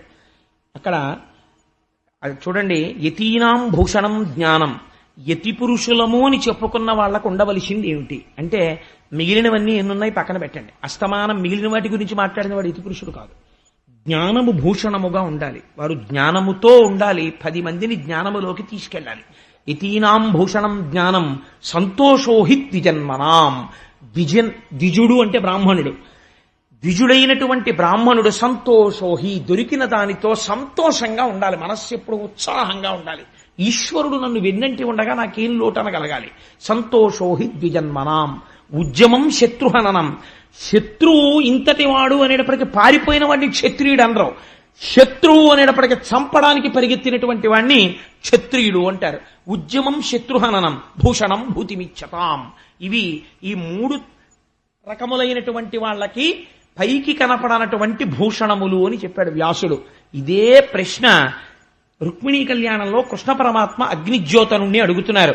దొరికిన దానితో తృప్తి పడగలిగినటువంటి బ్రాహ్మణుణ్ణి నేను పాద సంవాహనం చేస్తాను, ఆయన కాళ్ళు నేను పడతాను, ఆయన పాద ధూళిని నా శిరస్సును ధరిస్తాను. మీరు అటువంటి స్థితిలో ఉన్నారా అని అడిగి, మీరు ఏ దేశం నుంచి వచ్చారు, మీ ప్రభు ఎవరు, ఆయన జాగ్రత్తగా పరిపాలన చేస్తున్నాడు. ఆ ప్రజలని కన్నబిడ్డలలా చూసే ప్రభు ఎవరో అటువంటి ప్రభు అంటే నాకు ఇష్టం అన్నారు. అంటే అగ్నిజ్యోతనుడు, నేను భీష్మకుడనబడేటటువంటి రాజు పరిపాలిస్తున్న కుండిన నగరం నుంచి వచ్చాను, రుక్మిణీదేవి నీకు ఇచ్చినటువంటి లేఖ తీసుకొచ్చాను, దీన్ని మీరు అవధరించండి అని ఆ లేఖనిచ్చారు. ఇస్తే ఆ లేఖ తీసి పరమాత్మ చదువుతున్నారు. వివాహం కానటువంటి కన్నెపిల్లలంటేనే వివాహం కాని వాళ్ళు ఆ మాట ముందు వేయడంలో అర్థం రహస్యం ఏమిటంటే పెద్దలు అటువంటి శక్తినిచ్చారు. ఇక్కడ నేను ఒక మాట చెప్పకపోతే నేను దోషం చేసిన వాడిని అవుతాను. మనకి సుందరకాండలో జయమంత్రము అని ఒక మంత్రం ఉంది.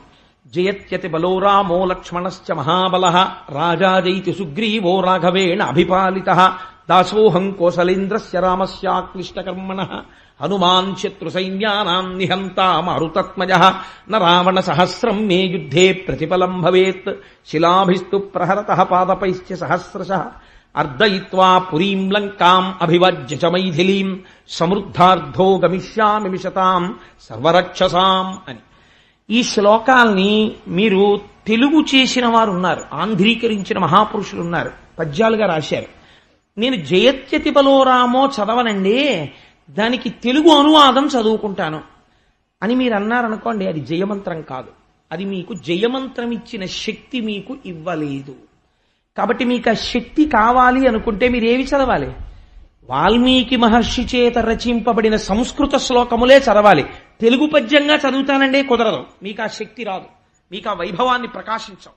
అది ఇవ్వలేదు.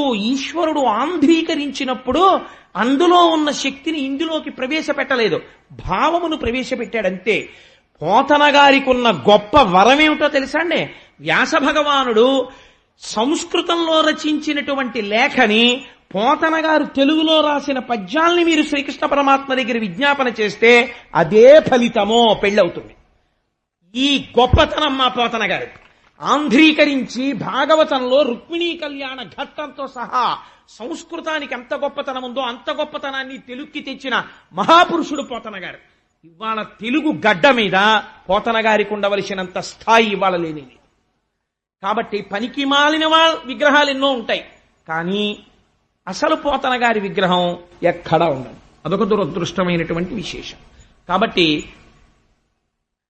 ఎంత గొప్పగా ఆంధ్రీకరించారో చూడండి. ఆ లేఖ తీసి చదువుతున్నారు. చదువుతున్నప్పుడు కృష్ణ పరమాత్మ చూశారు. ధన్యున్ లోకమలోభిరాముకుల విద్యారూప తారుణ్య సౌజన్య శ్రీ బలదామ శౌర్య కరుణా సంశోభితుం నిన్నే కన్యల్ కోరరు కోరదే మునురమా కాంతాలలామంబు రాజన్యానేక వసింహ నావలననే జన్మించనే మోహముల్. ఎంత గొప్పగా అడిగిందో చూడండి. ఆ తల్లి అడిగేటప్పుడు ఏదో మొహమాటంగా ఇదేంటి అంటే లోపల ఉన్నటువంటి ధృతి, తాను తప్పు చెయ్యనప్పుడు, తాను చేస్తున్నది యథార్థం అనుకున్నప్పుడు అది ఆవిష్కరణలో బయటకు వస్తుంది. ఆవిడ ఎంత గొప్పగా రాసిందో చూడండి. ధన్యున్ లోకమనోభిరాము కుల విద్యారూప తారుణ్య సౌజన్య శ్రీ బలదాన శౌర్య కరుణా సంశోభితు. ఏమయ్యా, ఏమిటి రుక్మిణీదేవి ఉత్తరం రాసింది నీకు ఇచ్చింది అనేటప్పటికీ ఆడపిల్ల నాకు ఉత్తరం రాయడమా అని మనస్సులో ఒక రకమైనటువంటి అభిప్రాయం ఏర్పాటు చేసుకుని ఈ ఉత్తరం చదువుతున్నావా? ఎందుకు రాయకూడదు? నువ్వు ధన్యున్ లోకమనోభిరాము, నువ్వు ధన్యుడవు, 10 మందిని ధన్యుణ్ణి చేస్తావు. లోకమనోభిరాము, లోకమంతటికి ఆనందాన్ని చేకూరుస్తావు తప్ప ఒళ్ళు కొవ్వెక్కి కామించి నేను ప్రేమిస్తున్నానని లేదావిడ. లోకమనోభిరామ విద్యా రూప తారుణ్య సౌజన్య శ్రీ బల దాన శౌర్య కరుణ సంశోభితం.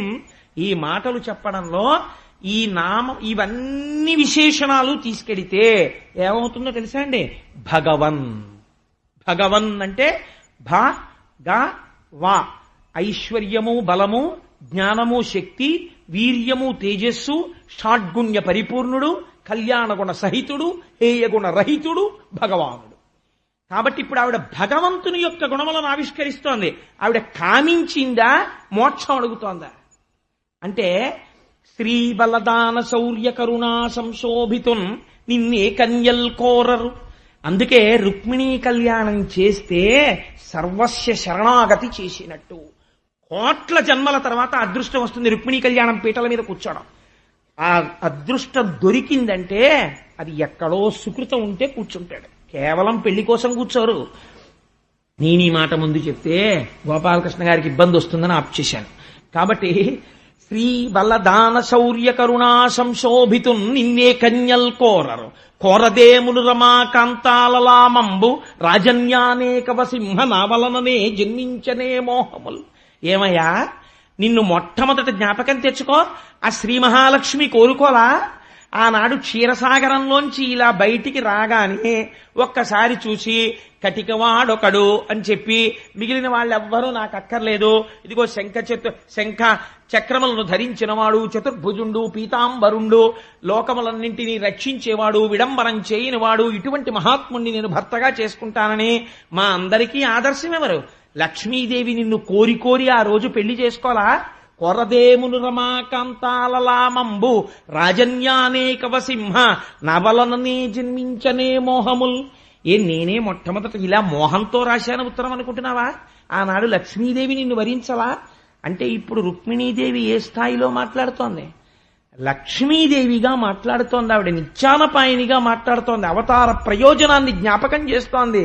అయా, నేను నీ పక్కన స్థానాన్ని కోరుకుంటున్నాను, నేను నీ వలన మోక్షమును కోరుకుంటున్నాను తప్ప నేను కోరుకుంటున్నది కేవలము కామోపభోగమై ఒక పురుషుణ్ణి ప్రేమించడాన్ని నేను కోరుకోవట్లేదు అని ఆ తల్లి వ్రతముల్ దేవగురుద్విజన్మభుత సేవల్దాన ధర్మాదులన్ గత జన్మంబుల ఈశ్వరున్ హరిజగత్ కళ్యాణు కాంక్షించి చేసి తినేనిన్ వసుదేవనందనుడు నా చిత్తేశుడయుగాక నిర్జుతులైపోదురుగాక సంగరములో చేదీశ ముఖ్యాధముల్.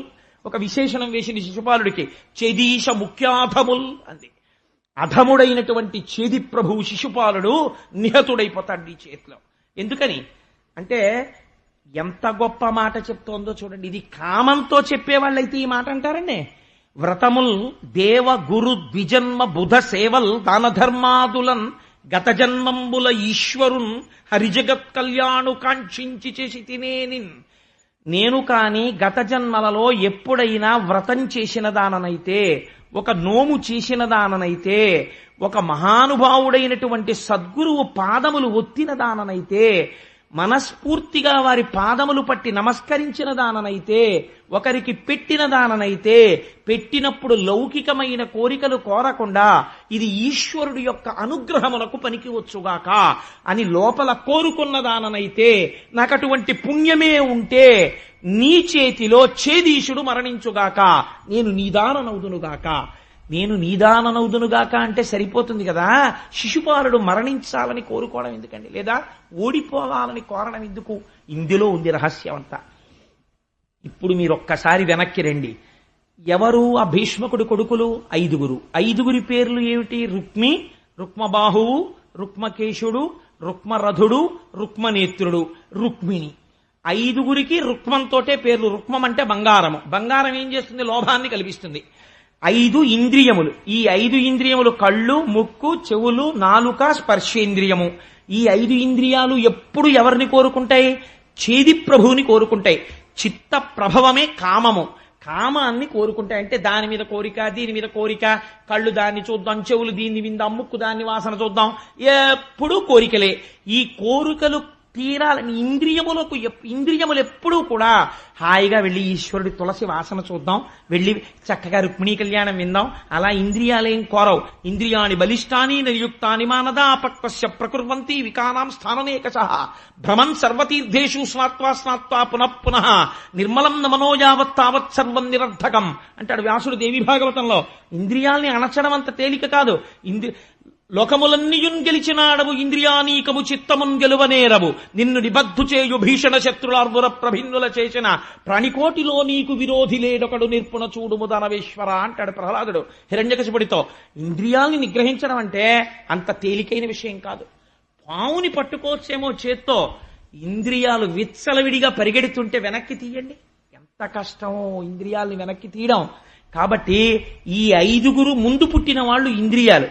వీళ్ళు శిశుపాలుడంటే చేది ప్రభు కామం. వీళ్ళు ఎప్పుడు రుక్మిణి అంటే బుద్ధి, మనస్సు.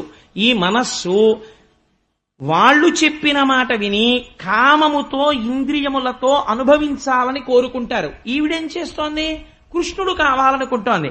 కృష్ణుణ్ణి పొందుదామని లోపల కోరిక ఉన్నా పొందకుండా అడ్డుపడుతున్నవేవి? ఇంద్రియాలు అడ్డుపడుతుంటాయి. ఇంద్రియాలని గెలవలేకపోతున్నారు. ఇప్పుడు ఈ ఇంద్రియాలని గెలవలేని వాళ్ళు చెయ్యవలసింది ఏమిటి? సర్వస్వ శరణాగతి. శరణాగతిలో ఏం చెప్తారో తెలుసా అండి?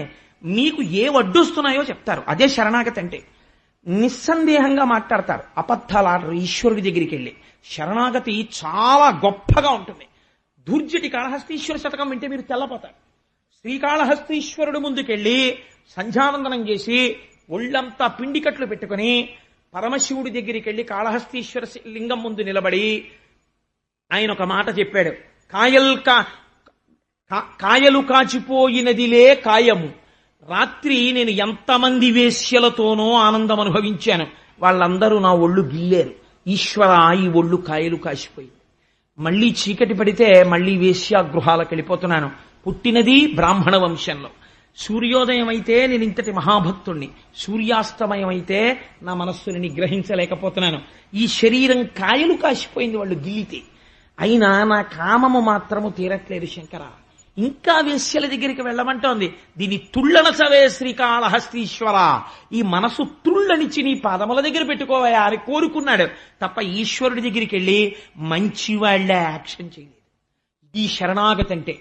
శరణం తరుణేందు శేఖర శరణం మే గిరిరాజ కన్యక శరణం పునరేవతా ఉభౌ శరణం నాన్యతుపైమి దైవతం అజ్ఞానినా మయా దోషాన శేషాన్ విహితాన్ హరే క్షమస్వత్వం క్షమస్వత్వం శేషశైల శిఖామణి. ఎన్ని దోషాలు చేశాను. అంగీకరించడం శరణాగతి.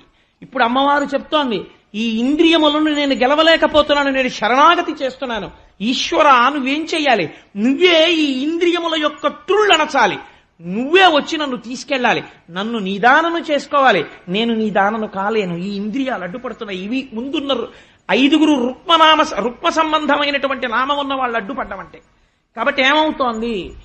ఈ మాట చెప్పి అంకిలి చెప్పలేదు చతురంగ బలంబులతోడ నెల్లియో పంకజనాభ శిశుపాల జరాసుతులం జయించి నా వంకకు వచ్చి భవదీయ శౌర్యమే అంకువ చేసి కృష్ణ పురుషోత్తమ చెకుని పొమ్ము వచ్చేదను. నా రాక్షస వివాహమునన్ కొనిపోవు నన్ను. ఎలా తీసుకెళ్లాలో తెలుసా? అంకిలి చెప్పలేదు చతురంగ బలంబులతోడ నెల్లియో పంకజనాభ. నువ్వు చతురంగ బలాలతో రావాలి. ఈశ్వర సంబంధమైనటువంటి గుణాలు నాయందు ప్రవేశపెట్టాలి. నేను పెట్టుకోలేకపోతున్నాను. నువ్వే నా దగ్గరికి రావాలి. నువ్వే ప్రవేశపెట్టాలి. నన్ను ధన్యురాల్ని చెయ్యాలి. చేసి నాకున్నటువంటి అరిషడ్వర్గములను అణచాలి. ఇంద్రియ లౌల్యమును తగ్గించాలి. తగ్గించి నన్ను నీదాన్ని చేసుకోవాలి. లోపలి సౌధంబులో వర్తింపగా నిన్ను తేవచ్చునే ఎట్లు తెత్తునేని కావలివారల గలబంధువుల చంపి కాని తేరాదని కమలనయన భావించితేని ఒక ఉపాయంబు చెప్పెద ఆలించు. కులదేవయాత్ర చేసి పెండ్లికి ముంద నగరు వెల్వడి నగజాతకను మొక్క పెండ్లికి మునువడ పెండ్లి కూతురు నెలమి మావారు పంపగ నేను ఎట్లు భూతనాథు సతికి మొక్కంగ వచ్చెదను ఆ సమయమున నీవు నన్ను కొనిపొమ్మున వార్గ్య చరిత. ఎంత గొప్ప పద్యం చెప్పిందో చూడండి తల్లి. లోపలి సౌధంబులో వర్తింపగా నన్ను తేవచ్చునే అట్లు తెత్తునేని కవలివారల కలబంధువుల చంపి కాని తారాదని కమలనయన భావించితేని ఒక ఉపాయంబు చెప్పెద ఆలింపు. రుక్మిణి, నువ్వు చెప్పావు బానే ఉంది. నిన్ను నాదానిగా నేను చేసుకోవాలంటున్నావు. నువ్వు నన్ను పొందలేనంటున్నావు. అంతవరకు బాగుంది. కానీ నిన్ను నాదాన్ని చేసుకోవాలంటే నువ్వు కన్యకామణివి. నువ్వు వీధుల్లో నిలబడి బాల్కనీలో నిలబడి ఉండవుగా. ఎక్కడో అంతఃపురంలో సౌధంలో ఉంటావు. నీదాకా వచ్చి నిన్ను నేను తీసుకెళ్లాలంటే ఎందరినో చంపాలి. చంపేటప్పుడు నువ్వే చెప్తున్నావు నీ అన్నలే నీకు ప్రతిబంధకాలని. వాళ్ళని చంపవలసి ఉంటుంది. అడ్డొస్తే భీష్మకుణ్ణి చంపవలసి ఉంటుంది. మరి ఎలా? అప్పుడు ఇంతమంది తెగటారిపోయాక వాళ్ళ శవాలు చూసి అయ్యయ్యో ఇంతమందిని చంపేశారా, నా కోరిక వల్ల ఇలా అయిపోయిందా అని మళ్ళీ నీకు మోహబుద్ధి ఏర్పడితే అంటావేమో కృష్ణ. నీకు ఉపాయం చెప్తానంది అమ్మవారు. ఏమిటా ఉపాయం? మా వాళ్ళు పెళ్లికి ముందు నన్ను ఊరికి చివర ఉన్నటువంటి పరమశివుని యొక్క ఇల్లాలైన పార్వతీదేవితో కలిసి కూర్చున్నటువంటి మహాదేవుడైనటువంటి శంకరుడి ఆలయానికి పంపిస్తారు.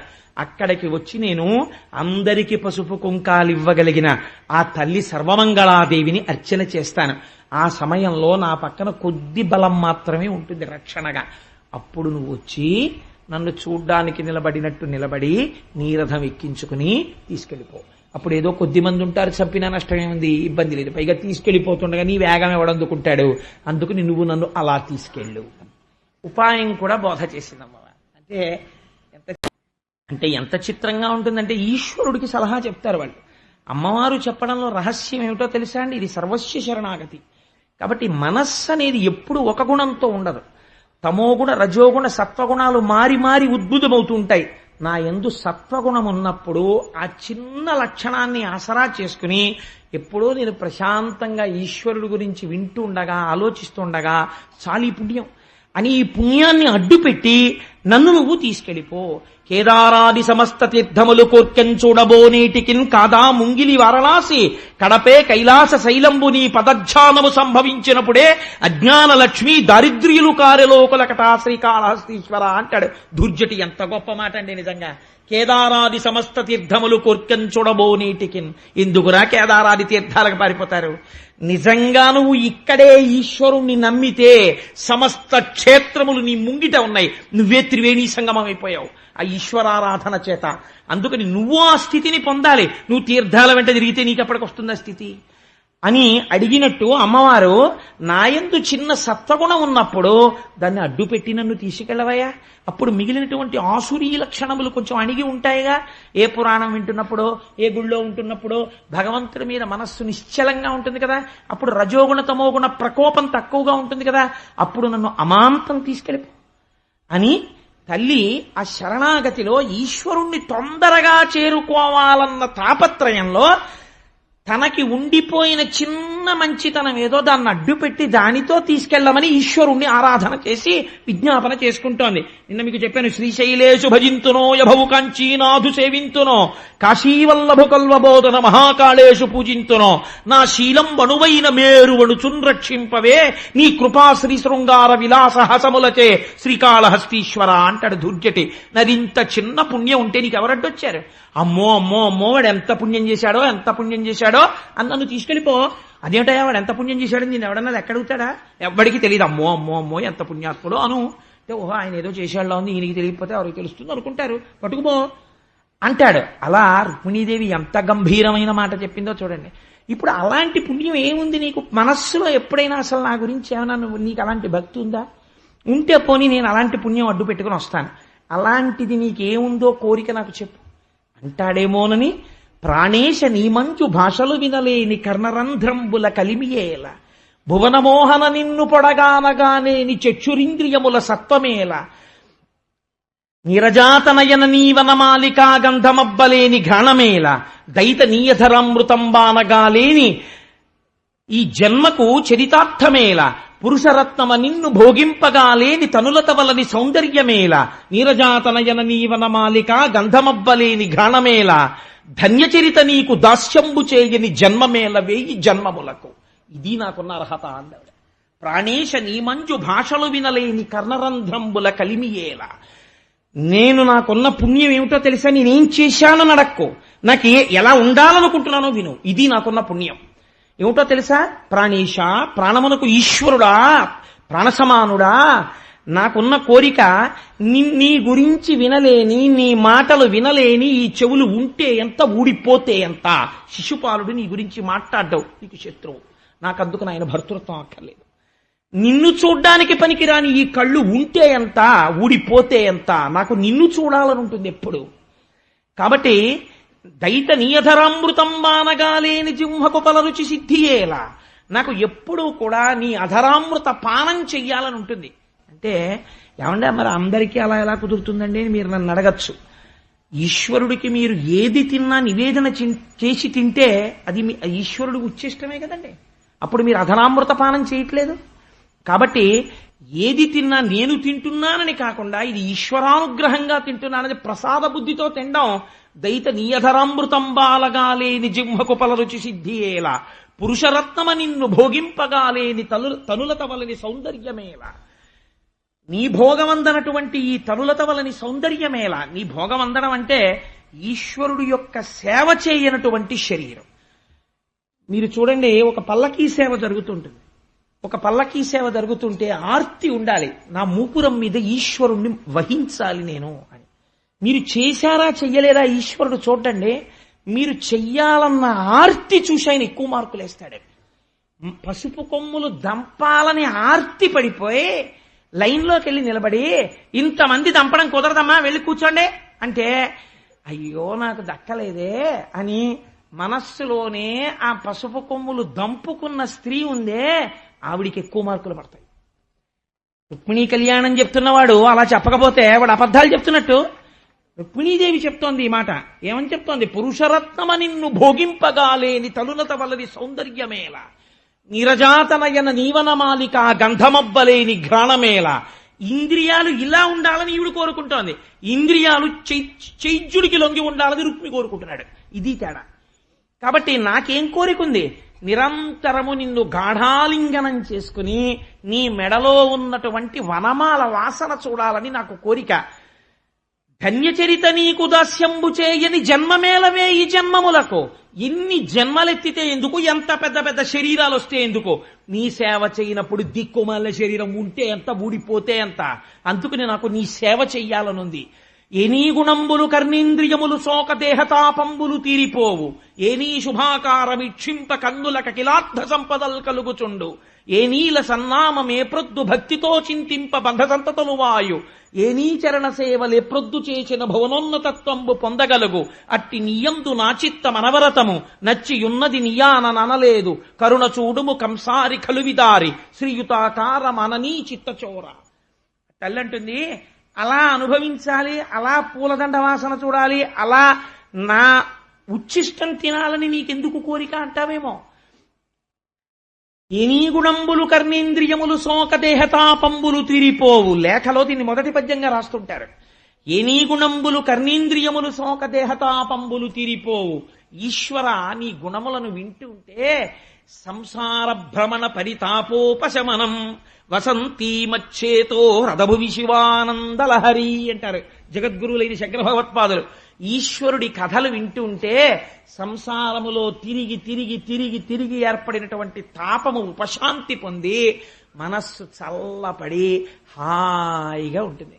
అందుకని ఈశ్వర, ఎనీ గుణంబులు కర్ణేంద్రియములు శోక దేహతాపంబులు తీరిపోవు, ఏనీ శుభాకారమిక్షింప కన్నులక కిలార్థ సంపదల్ కలుగుచుండు. ఒక్కసారి ఆ వెంకటాచల ప్రభువు ముందుకెళ్ళి నిలబడి ఆపాదమస్తకం ఆయన పాదముల మీదున్న తొడుగులు, ఆయన కట్టుకున్నటువంటి పెద్ద జరియంచు పంచ, ఆ వేసుకున్నటువంటి పెద్ద సాలగ్రామాల మాల, దాని మించి వ్రేలాడుతున్నటువంటి పుష్పమాలలు, బలిష్టమైనటువంటి తొడలు, ఆ నందక ఖడ్గం, బయటికి కనపడేటటువంటి పిడి, ఆ మోకాళ్ల మీద పెట్టుకున్నటువంటి మంజీరములు, పాదములకు పెట్టుకున్నటువంటి కడియాలు, నడువుకు పెట్టుకున్నటువంటి గజ్జల వడ్డాణం, దానికి ఉన్నటువంటి చిరుగంటలు, సన్నటి నడుము, చక్కటి నాభి, కొద్దిగా ఇలా పక్కకి వంగి విశాలమైన వక్షస్థలము, ఇటు శ్రీదేవి భూదేవి వాళ్ళకి చుట్టినటువంటి కనకాంబరాల మాలలు, బలిష్టమైన భుజమూపురములు, ఈ కుడి చేతిలో చక్రం, ఎడం చేతిలో శంఖం, ఆ వెనకాతల ఆ శంఖ చక్ర గదా పద్మములను పట్టుకుని చతుర్భుజుడై ఇలా ఒక చెయ్యి, ఇలా కుడి చెయ్యేమో తన పాదములు చూపిస్తుంటే, ఎడం చెయ్యి నడుం మీద పెట్టుకుంటే ఎవరు నా పాదములు నమ్ముతున్నారో వాళ్ళకి సంసారము నడుం వరకే వస్తుందని సంకేతిస్తుంటే, చక్కగా 3 మడతలు పడినటువంటి కంభుకంఠుడై ఆ కంఠం, ఓ చిన్ని గడ్డం, దానికి గంధపు ముద్ద, చిన్ని పెదివి, సున్నా చుట్టినట్టు నోరు, దాని మీద సంపంగి మొగ్గ లాంటి ముక్కు, ఇంతంత ఊర్ధ్వపుండ్రాలు, దాని మీద వజ్ర వైఢూర్య మరకత మాణిక్యములతో రూపొందింపబడినటువంటి పెద్ద కిరీటం, దాని మించి ఇలా భుజముల మించి వ్రేలాడుతున్నటువంటి తోమాల, ఆ స్వామిని ఆపాదమస్తకం ఒక్కసారి ఇలా చూసి ఇలా తిరిగి వెళ్లాలని మర్చిపోయి తోసేస్తుంటే, నడవండి నడవండి అంటుంటే, ఒక పక్క తోసేస్తున్నా పక్కవాడి మీద పడతానులే కింద పండని ఇలా ఇలా పడిపోతూ గోవింద గోవింద గోవింద గోవింద అని చూడ్డంలో నా కన్నులు ఎంత ఆనందం పొందుతున్నాయి స్వామి. ఆనాడు నిన్ను చూడ్డంలో నా కన్నులు అఖిలార్థ సంపదల్ కలుగుచుండు. లేనినాడు ఆ కళ్ళుంటే ఎంత, ఊడిపోతే ఎంత.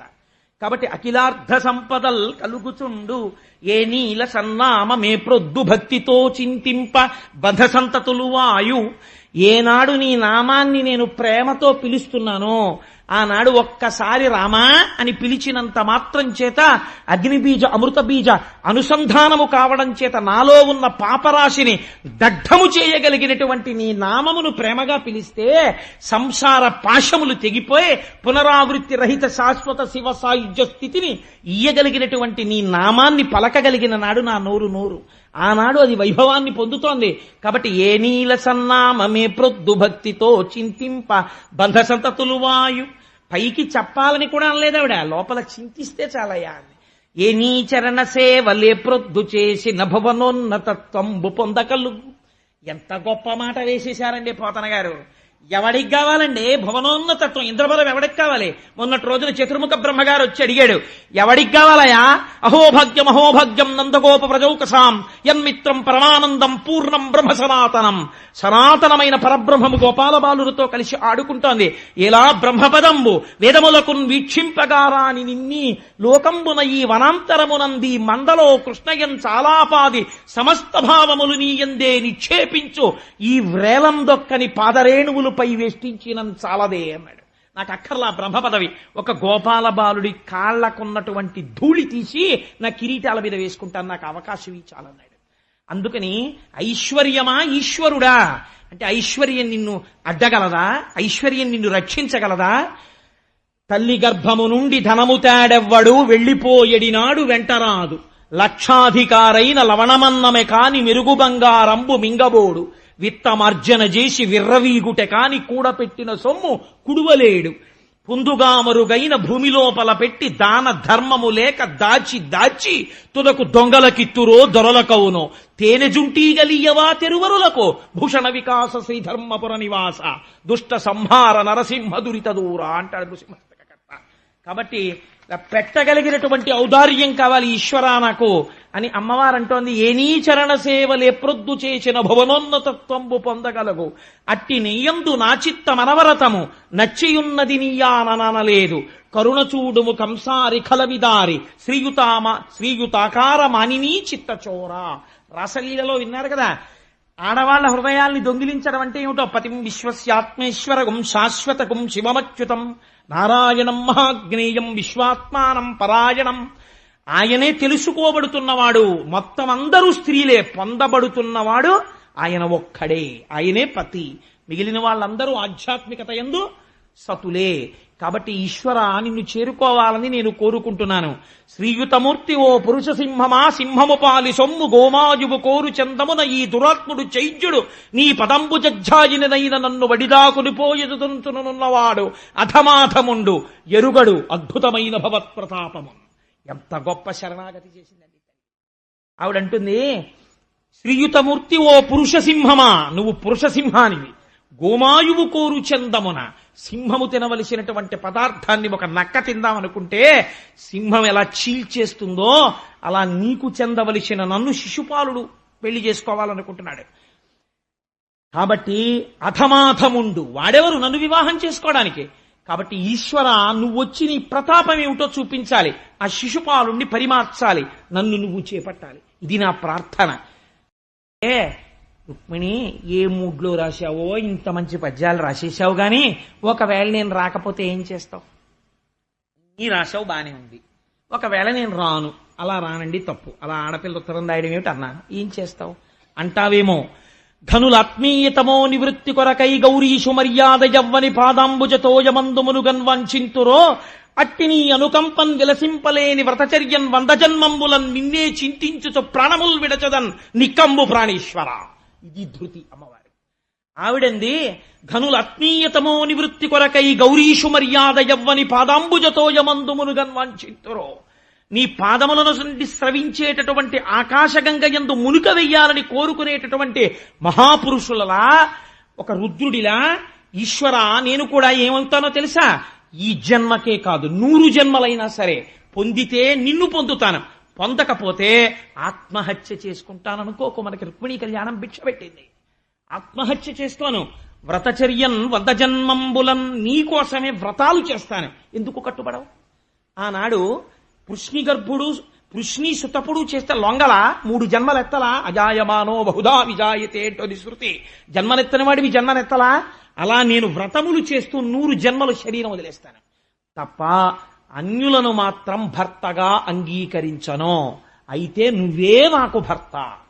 ఈ పద్యాలు చదివేటండి స్వామి. చదివి ఆ లేఖ చుట్టేసి వెంటనే అన్నారు అగ్నిజ్యోత నుండి చూసి, ఈ పిల్ల నాకు రాయడం కాదు, ఈ పిల్ల గురించి నేను ఎప్పుడూ విని రాత్రులందు నిద్రపోగొట్టుకుంటున్నాను.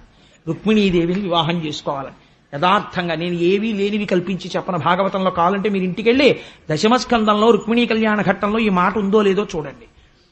ఎందుకని మీకు 10 మాటలు చెప్పాను ఈ మాట. జ్యోతిర్లింగము అంటే చీకటిని పోగొట్టున్నది. రాత్రి నిద్ర లేదు అంటే దాని అర్థం ఏంటో తెలుసా అండి? ఈశ్వరుడి దృష్టిలో ఎవరు తనని పొందాలనుకుంటున్నారో అటువంటి వాళ్ళ అజ్ఞానమును తీసి తమసోమ జ్యోతిర్గమయ మృత్యోర్మ అమృతంగమయ, వాళ్ళని తాను పొందడానికి మహానుభావుడు ఆర్తి చెందిపోతూ ఉంటాడు. అందుచేత నేను ఎంత తొందరగా వద్దామా అని నేను అనుకుంటున్నానన్నారు. అంటే ఇక్కడే పోతన గారికి గురువు అంటే ఎంత ప్రేమో మనకు అర్థమవుతుంది. సుబ్రహ్మణ్య శర్మ గారు తరచు నాతో అంటుంటారు, 10-15 రోజులకు ఒకసారి నియమంగా పెట్టుకుని కృష్ణావధానుల గారి దగ్గరికి వెడుతుంటాను కోటేశ్వరారు, నా కష్టం సుఖం యోగక్షేమం ఆయనకి చెప్పుకుంటాను, వారొక్కసారి శుభం భూయాత్ అంటే సంతోషంగా వచ్చేస్తాను. అటువంటి గురువు నాకు దొరుకుతారా అంటారు. వారి గురుభక్తికే నేను అంత కట్టుబడిపోతాను, అంత ఇష్టం నాకు ఆయనంటే. కాబట్టి ఎంత మంచి మాట అంటుందో చూడండి. ఆ రుక్మిణీదేవి ఆ వచ్చినటువంటి అగ్నిజ్యోతనుడు అన్నాడు, ఆయలనాగ మీకు తగు ఆయంగనకుంతగు నీవు మా ఉపాధ్యాయులయాన పెండ్లియగు తప్పదు జప్యములేల నీవు నీ తోయము వారి కూడుకొని తోయరుహానన తెత్తు కాని విచ్చేయము శత్రులను నురుము చేయుము చేయుము శోభనంబిలన్ అన్నాడు ఆయన. అండంలో చూడండి, ఆయలనాగ నీకు తగు, ఆ అమ్మాయి నీకు తగింది. ఆయలనాగ నీకు తగు ఆంగనకున్ తగు నీవు, ఆమెకి నీవు తగిన వాడివి. మీ ఇద్దరూ ఒకరికొకళ్ళు తగిన వాళ్ళు అయితే పెళ్లిళ్ళు అయిపోతాయేమిటి? మా ఉపాధ్యాయులయాన పెండ్లియగు, మేము గురువులం అగ్నిజ్యోతనుణ్ణి. అగ్నిజ్యోతనుడు అంటే అగ్ని అంటే స్వయం ప్రకాశకం, దగ్ధం చేసేస్తుంది అజ్ఞానాన్ని. అటువంటి గురువు, అటువంటి భగవంతుణ్ణి ద్యోతకము చూపించేవాడు గురువు. ఈశ్వర దర్శనాభిలాషి అయిన వాణ్ణి భగవంతుడి వైపుకి తీసుకెడతాడు. ఆచార్యో వేద సంపన్న విష్ణుభక్తో విమత్సర మంత్రజ్ఞో మంత్రభక్త సదా మంత్రాశ్రయశుచి గురుభక్తి సమాయుక్త పురాణజ్ఞో విశేషత ఏవం లక్షణ సంపన్న గురురుత్యభిధీయతే ఉకారశ్చంధకారశ్చ రుకారస్థ నిరోధకృత అంధకార వినాశిత్వాత్ గురురుత్యభిధీయతే. అజ్ఞానమును తొలగతోసి జ్ఞానము వైపుకి నడిపించగలిగినటువంటి సమర్థుడు గురువు. కాబట్టి ఆయన అంటున్నారు, మా ఉపాధ్యాయులయాన పెండ్లియగు, మేము గురువులం ఆశీర్వచనం చేస్తున్నాం, మీ ఇద్దరికి వివాహం అవుతుంది. ఇంకా ఎందుకయ్యా ఆలస్యం? తోయము వారు కూడుకొని తోయరుహాననదెత్తు కాని విచ్చేయుము శత్రులను నురుము చేయుము చేయుము శోభనంబిలన్. ఈ లోకంలో ఒక గొప్ప సంప్రదాయాన్ని నిలబెట్టు. శరణాగతి చేసిన వారిని ఈశ్వరుడు రక్షించాడు. ఒక ధైర్యం నిలబడాలి. కాబట్టి కృష్ణ బయలుదేరి వచ్చేసేయన్నారు. ఈ మాట వినగానే అన్నగారికి చెప్పలేదండి కృష్ణుడు. వెంటనే దారుకుణ్ణి పిలిచాడు. మనస్ఫూర్తిగా పిలిచిన వాడి కోసం పరిగెట్టడానికి పరమాత్మ ఎంత సిద్ధంగా ఉంటారో చూడండి. దారుకుణ్ణి పిలిచి రథం సిద్ధం చేయమన్నారు. అగ్నిజ్యోతనుడితో కలిసి ఎక్కి కూర్చుని వచ్చేస్తున్నారు గబగబా. ఎక్కడికి వెళ్ళాడు తమ్ముడని అడిగాడు బలరాముడు. ఆ విదర్భ రాజ్యానికి వెళ్ళాడు, కుండిన నగరానికి రుక్మిణీదేవిని రాక్షస వివాహంలో తీసుకురావడానికి అన్నారు. అన్నగారి ప్రేమ అన్నగారిది. అయ్యో తమ్ముడు ఒక్కడే వెళ్ళాడని సైన్యాన్నంతటినీ తీసుకుని బలరాముడు బయలుదేరాడు వెనకాతల. ఈయన మహానుభావుడు కృష్ణ పరమాత్మ ఆ కుండిన నగరంలో వీధుల్లో తిరుగుతున్నారట. తిరుగుతుంటే వాళ్ళు చూసి అనుకుంటారు, ఏమి అందగాడు రా మహానుభావుడు, ఆ నెమలి పించం, ఆ జుట్టు, ఆ కిరీటం, ఆ ముక్కు, ఆ నోరు, ఆ గడ్డం, కస్తూరీ తిలకం లలాట పలకే వక్షస్థలే కౌస్తుభం నాసాగ్రే నవమౌక్తికం కరతలే వేణుంకరే కంకణం సర్వాంగే హరిచందనంచ కలయం కంఠే చ ముక్తావళి గోపస్త్రీ పరివేష్టితో విజయతే గోపాల చూడామణి. అంతటి అందగాడు కదా స్వామి. అందుకని ఆయన్ని చూసి ఎంత అందంగా ఉన్నాడు అని నిజంగా ఈ వీళ్ళిద్దరికే వివాహం జరిగితే అని పొంగిపోతున్న సమయంలో లోపల పాపం రుక్మిణీదేవి కంగారు పడుతోంది. నిజంగా అసలు నాకు వివాహం జరుగుతుందా? ఈ అగ్నిజ్యోతనుడు వెళ్ళాడా? పూర్వకాలంలోనండి రుక్మిణీ కళ్యాణంలో పద్యాలు ఎవరైనా చదివితే అందరి నోళ్లు కదులుతూ కనపడేవి. ఎందుకని ఆంధ్రదేశంలో ఆ పద్యాలు తెలియనటువంటి వాళ్ళు లేరు. ఇప్పటికీ చాలా మంది ఉన్నారు. ఈ సభలో ఆ పద్యాలు వచ్చిన వాళ్ళు ఉన్నారు. కానీ వాళ్ళు ఎందుకు కదపట్లేదు అంటారేమో ఒక మర్యాదకి. అయ్యో మనం ఎందుకు అలా వెంటపడినట్టు అని కదపట్లేదు. కానీ నాకు తెలుసు ఈ సభలో చాలా మందికి ఆ పద్యాలు వచ్చినవే. కాబట్టి ఘనుడాభూసురుడేగెనో నడుమ మార్గాశ్రాంతుడై చిక్కెనో విని కృష్ణుండిది తప్పుగా తలచనో విచ్చేశనో ఈశ్వరుండనుకూలింప తలంచునో తలపడో ఆర్యామహాదేవియున్ నరు రక్షింప నిరుంగునో ఎరగదో నా భాగ్యం ఇట్లున్నదో. ఆ వెళ్ళినటువంటి వాడు మహానుభావుడు ఘనుడా భూసురుడేగెనో, వెళ్ళాడో లేదో అగ్నిజ్యోతనుడు, మార్గమధ్యంలో ఏమైనా ప్రయాణపు బడలకని పొందాడో, ఒకవేళ నిజంగా అంతఃపురంలోకి వెళ్లి కృష్ణ పరమాత్మకి నేను రచించినటువంటి లేఖని ఇచ్చినప్పటికీ ఆడపిల్ల ఇలా రాయడం ఏమిటి ధూర్తతనంతో రానన్నాడో, నా భాగ్యం ఎట్లున్నదో, నేను కృష్ణుణ్ణి పొందగలనో పొందలేనో అని ఆవిడ వ్యాకులత చెందుతోంది. ఇల్లనుకుంటున్నారు, ఊళ్ళో ఉన్నారు. తగు నీ చక్రి విదర్భరాజసుతకున్ తజ్జంబు వైదర్భియున్ తగు నీ చక్రికి ఇంత మంచి తగునే దంపత్యమీ ఇద్దరిన్ తగులంగట్టిన బ్రహ్మనిర్పరిగదా దర్పాహ తారాతియై మగడవుగావుట చక్రీసుతతికిన్ మా పుణ్యమూలంబునన్. పూర్వం వివాహ వేదిక మీద పెళ్లి కొడుకు పెళ్లి కూతురు కనపడితే పెద్దవాళ్ళ దగ్గరికి వెళ్ళి ఏం అమ్మమ్మ బాగున్నారా నీ మనవడు మనవరాలు అన్నారు అనుకోండి. లేకపోతే ఎవరైనా పెద్దవాళ్ళ దగ్గరికి వెళ్ళి ఏం పిన్ని ఎలా ఉన్నారు నీ మనవడు మనవరాలు అన్నాడు అనుకోండి కన్యాదాత గారు, వెంటనే ఏమనేవారో తెలుసా అండి? బాగుండకపోవడం ఏమిట్రా తగునీ చక్రి అన్నట్టున్నారనేవారు. తగునీ చక్రి విదర్భరాజసుతకున్ తజ్జంబు వైదర్భియుం తగునీ చక్రికి. ఈ మాట అనడానికి లోపల చాలా సంస్కారం ఉండాలి. చాలా మంది తెలివి తక్కువ వాళ్ళు మాట అంటుంటారు, ఎంత అదృష్టవంతురాలో ఆవిడ ఆయన్ని పొందింది అంటారు. అలా అంటే ఏమిటో తెలుసా అంటే దాని అర్థం ఆయన దురదృష్టవంతుడు ఈవిడ్ని పొందాడు అని కదా. దాంపత్యంలో మాట్లాడేటప్పుడు ఎలా మాట్లాడాలో తెలుసా అండి? వివాహ వేదిక దగ్గరికి వెళ్ళినప్పుడు కళాభ్యాం చూడాలంకృత శశికళాభ్యాం నిజతపఫలాభ్యాం, శంకరాచార్యుల వారిని చూసి నేర్చుకోవాలి. చేసేది శివానందలహరి. ఒండొరులు ఒకరి తపమునకొకరు ఫలమైనారు అన్నారు. భార్యాభర్తల మధ్యలోకి వెళ్ళడానికి వీల్లేదు శాస్త్రంలో. ఎంత గొప్పగా మాట్లాడుతున్నారో చూడండి పోతన గారు. తగునీ చక్రి విదర్భరాజసుతకున్ తజ్జంబు వైదర్భియుం తగునీ చక్రికి ఇంత మంచి తగునే దాంపత్యమీ ఇద్దరిం తగులంగట్టిన బ్రహ్మ నెర్పరి కదా దర్పాహతారాతియై మగడవుగావుట చక్రీ సుదతికిన్ మా పుణ్య మూలంబునన్. ఇది అనిపించుకోవలసిన మాట. నిజంగా చతుర్ముఖ బ్రహ్మగారు ఎంత గడుసువాడో. కృష్ణుడి కోసం రుక్మిణిని పుట్టించాడు, రుక్మిణి కోసం కృష్ణుడిని పుట్టించాడు. వీళ్ళిద్దరూ పక్క పక్కన కూర్చుంటే దంపతులైతే ఎంత బాగుంటుందో. నీలతో జద మధ్యస్థ విద్యుల్లేకే భువాస్వర అన్నట్టుంటారు.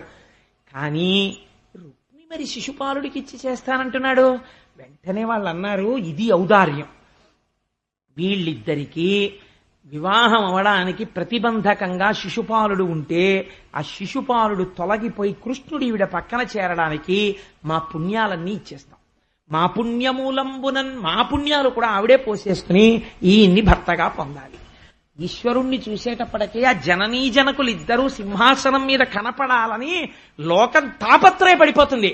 రేపు వాళ్ళిద్దరి మధ్య తెర పైకెత్తి మాంగళ్యాన్ని సుబ్రహ్మణ్య శర్మ గారు అందరికీ చూపించి జీలకర్ర బెల్లం పెట్టి ఇంతంత తామర పూలతో అయ్యవారి పాదాలు చక్కగా కడిగి కన్యాదానం చేసి వాళ్ళిద్దరినీ ఒక పీటల మీద కూర్చోపెట్టి మంగళసూత్రధారణ అయిపోయి ముత్యాలతో కూడిన తలంబ్రాలు పోసుకుని ఆ పాదాలు కడిగినటువంటి జలాలు అందరి మీద జల్లుతుంటే ఎప్పుడెప్పుడు వాళ్ళిద్దరినీ కలిసి పీటల మీద అలా చూద్దామని పరిగెత్తని జన్మ జన్మ కదా అని నేనంటలేదు, పోతనగారు అంటున్నారు భాగవతంలో.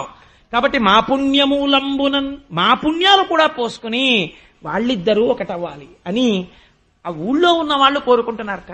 ఈలోగా ఈ అమ్మవారన్న మాటలో ఒక గమ్మత్తైన మాట ఉందండి. ఇదే రుక్మిణీ కళ్యాణానికి ఆయుపట్టు అంటారు పెద్దలు. ఆర్యామహాదేవియున్నను రక్షింప నిరుంగునో ఎరగదో నా భాగ్యం ఎట్లున్నదో. ఎవరి ఆర్యామహాదేవి అంటే శంకరాచార్యులు వారు శివానందలహరిలో చెప్పారు.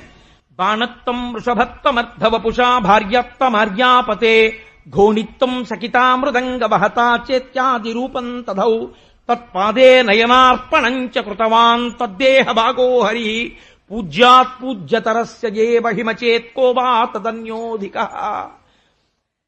శ్రీ మహావిష్ణువే శంకరుణ్ణి అనేక రూపాలతో సేవించి సేవించి ఆర్యామహాదేవి అన్న పేరుతో పరమశివుడి యొక్క ఇల్లాలైనాడు.